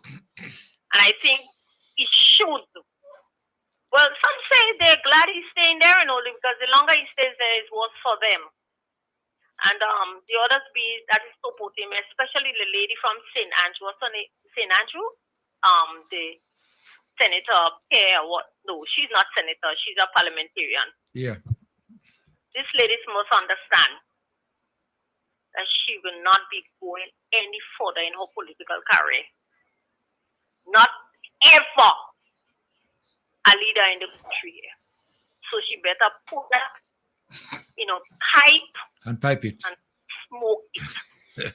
Thank you very much. Okay, thank you so much, Colin. A lot of opinions been shared. Eh? Yeah. And you realize that people have different opinions, depends on what the situation is. Yeah. But getting back to the comments that have been made about this situation with this young lady. Yeah. The youngest child, I think, is 18 months. Okay. And I think another one is about 3 years and 4 years. So, the ages are close. Yeah. The eldest, I think, is 21. And yeah, I think there's one good in town, things like that. But the reason I think she gave, one of the reasons, is that Dumfries area Too far? too far from town. My goodness. I wonder if listeners, listeners, I mean, if you are aware of what we're talking about. Yeah, I mean, Dumfries and Tongue. Yeah, and we're talking about and the excuse reason given. Look, is that's too far. You could take casual walking, 15 minutes from Dumfries to town. Walk if you really walk in at a faster pace, you do it in I've been sitting here and listening over the years and listening over the weeks from since the conversation really breaks, right? And I am wondering, well, who really is the person that actually influencing her in making such a decision? You asking that question, yeah. But here the question I'm asking. We have never heard about the fathers of these children in any conversation. Yeah, that's true. That's true. We have never heard about anything being said about the fathers or father or fathers. Yeah, about these children. Now, what part does the father play? It's a home we're talking about. But I mean, usually in a home like that, I don't think you're gonna have a fatherly a father figure there. Yeah. So you think it's multiple fathers, or one father? I would think so. Okay. I don't know the situation. Yeah, what I'm saying, I mean, I don't know it myself, but I mean, I'm asking questions. I mean, because here is a young lady, and she said that she started having children very young, at a very, very young very age. Young age, yeah. Okay, I could understand that. Yeah. But you know, it's a family. You are giving a house. You are giving not just a house, but furnished house. 3 bedrooms. Yeah. And she was not offered once, more than once. Yes, yeah. 3 times. Yeah. 3 times. So that's what I'm asking. Who is the influencer behind all of that? Because if you are getting that to come out of a situation that you're in, and then you're refusing that, there have to be some promise that has been made to you and to tell you, okay, look, do not take it. But when we probably, we can able to do better for you. Better? Okay. I heard somebody told me this. Like, I don't have no evidence. Yeah, to substantiate the claim. Yeah, right. substantiate the claim. But somebody told me that the ministry said to the residents who used to be there, they are not going to rebuild any of the houses, and rather than that, they would try to relocate them, give them materials so they could move further, out of the area, and leave that area vacant. But what I was told is that there was someone who was given materials, right? And started to build, if not in the exact area, but close to the area. And then it's been observed by some of them. So they say, no, well, if that one could build, they can build too. They could build too. Yeah. I don't know how true that is. So I'm just saying, it's hearsay evidence. Right, evidence, yeah. Yeah, so in other words now, but a second person, when I tried to question it, said to me, that is not true.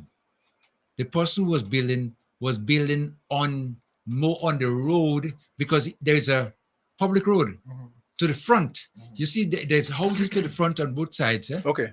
Yeah. And then further back now is the swamp area. Yeah. Okay. So that person was building on appropriate lands. Right. Yeah. Near to the road. Near to the road, yeah.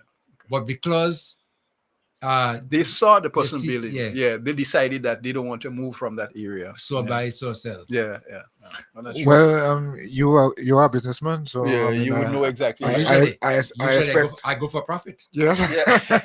But diverting from the topic, though, there is something on PD Martinique that is actually it's a burning issue really for the residents. And what has happened is that flow. Since after the passage of the hurricanes, the cables have been lying on the road for months now. And the residents is complaining that it causes a hazard, by walking little children, they can hook up in the wires and fall. So I'm just making an appeal to flow. you know, that they should actually come in, you know, and get the personnel, you know. So Flo hasn't done any cleanup in Pitimatnik? No, Flo hasn't done So anything. that's your question, Kim. But my question is, how come the under the Preston project? Preston project.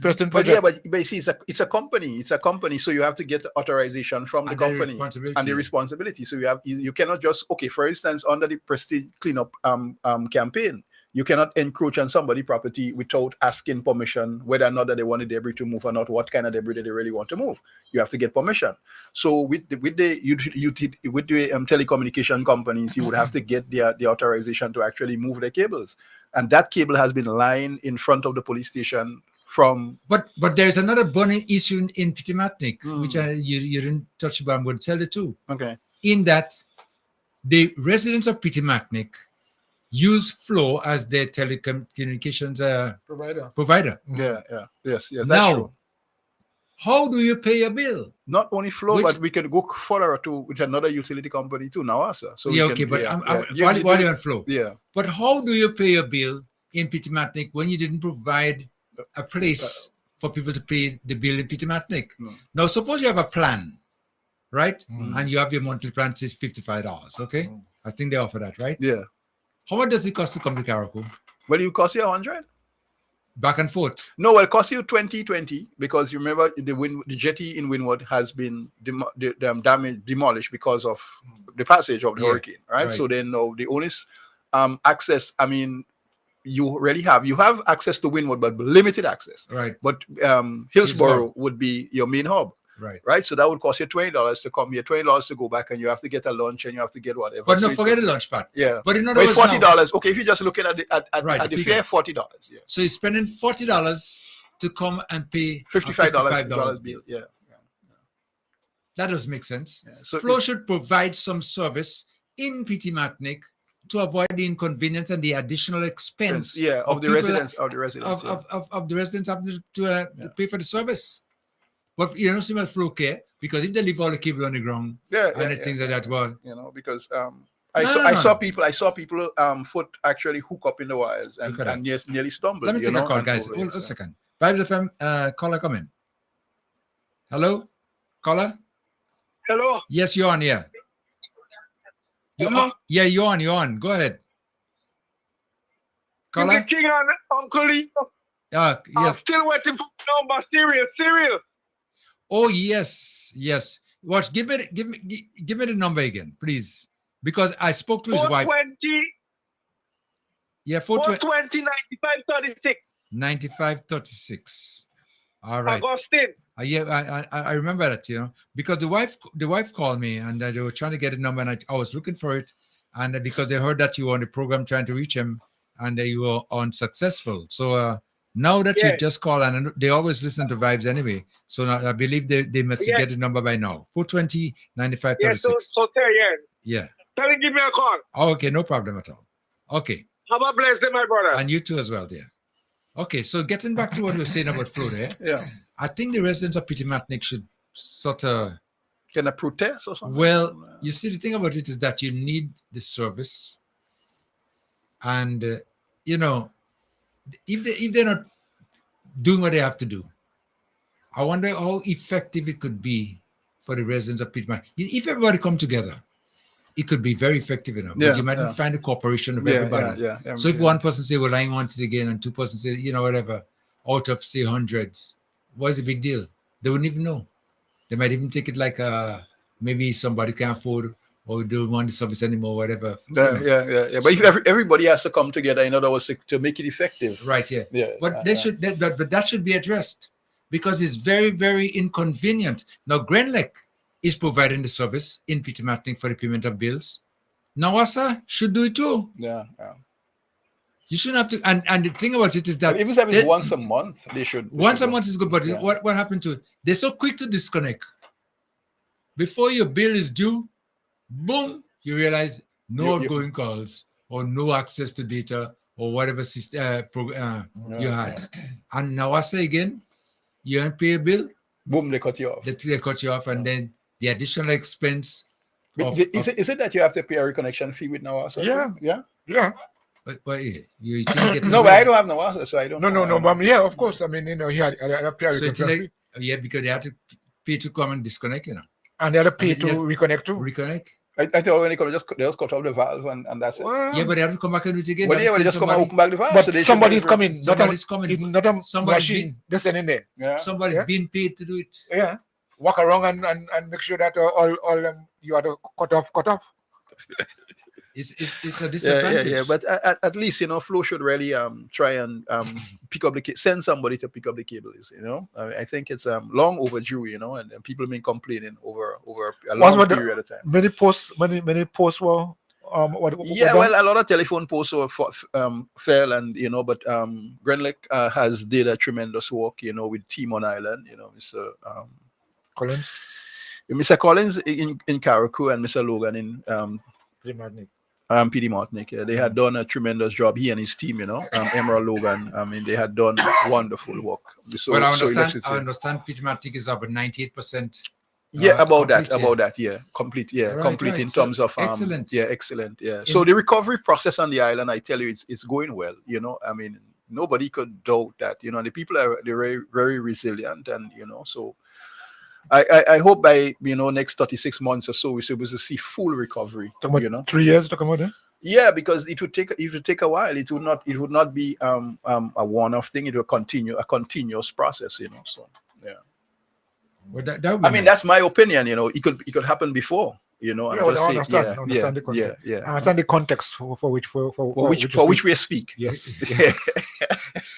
And in that light, I'm going to take the final call. Within the context? Within the context. Vibes FM, caller, you on. Yes, Lord, how are you? Okay, all right. Yes, something with Nawasa there. I find it like the Nawasa getting out of hand some way,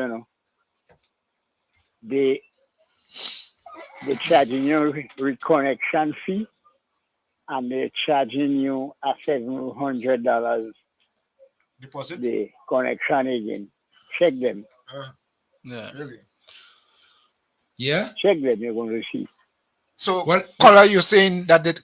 Let me try and understand it a little bit clearer. $80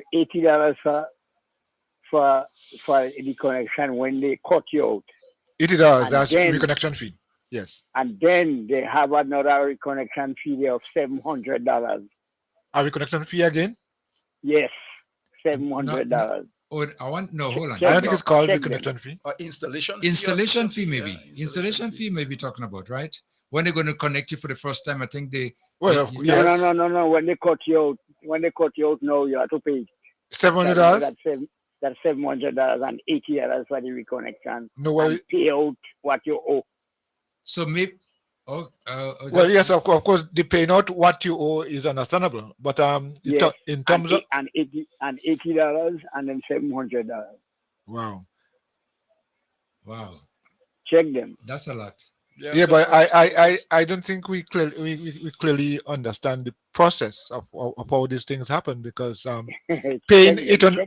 Yeah, I know, I understand what you're saying, but paying $700 for a reconnection fee, and again the next $80.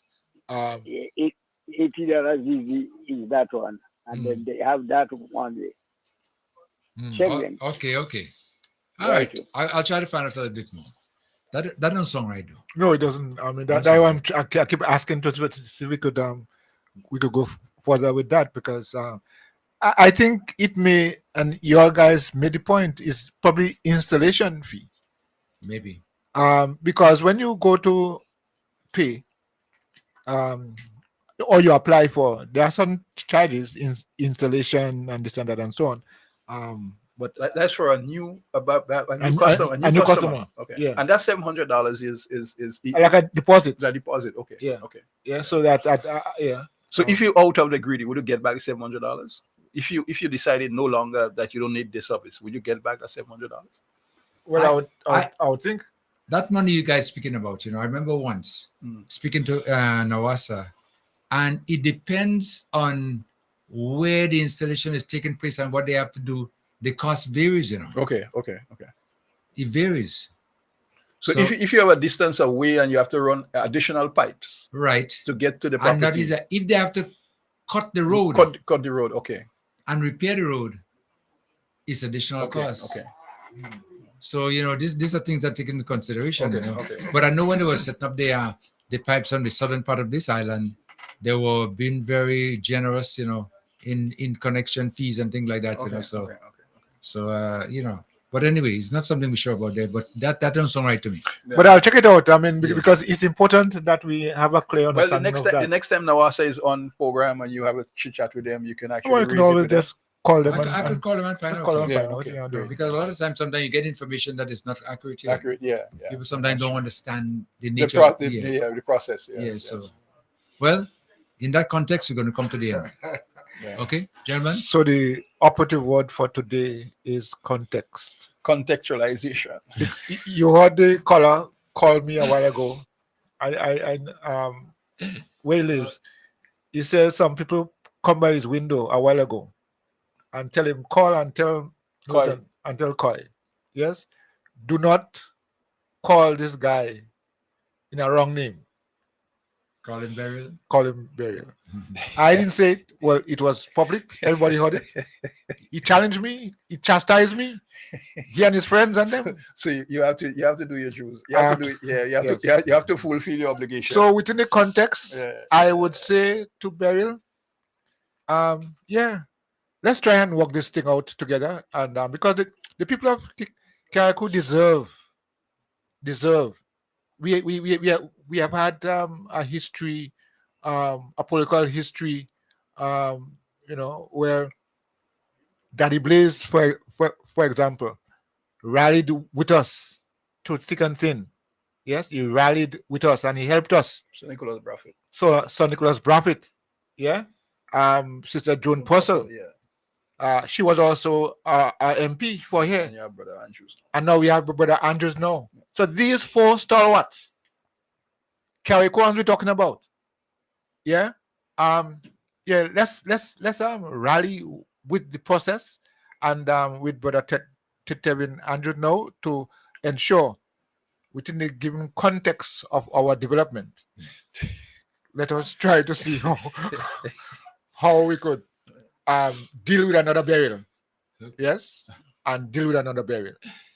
Osbert? Well, today I am after 17 months of absentees. I'm kind of elated to be back. And hope that we would be able to continue the process. And to all the people who are out there and they're actually struggling, the government will look after you in one way or the other. So at least just keep the faith and hope that everything would work the way it ought to work for us as we move forward in this new dispensation. I thank you. All right, well, thank you so much for your participation, you too, Koi. Yes, and thank you. Next week again, same time? Same place. Thank you. Thank you. The views expressed on this program are those of the host and guests and not the views of this radio station.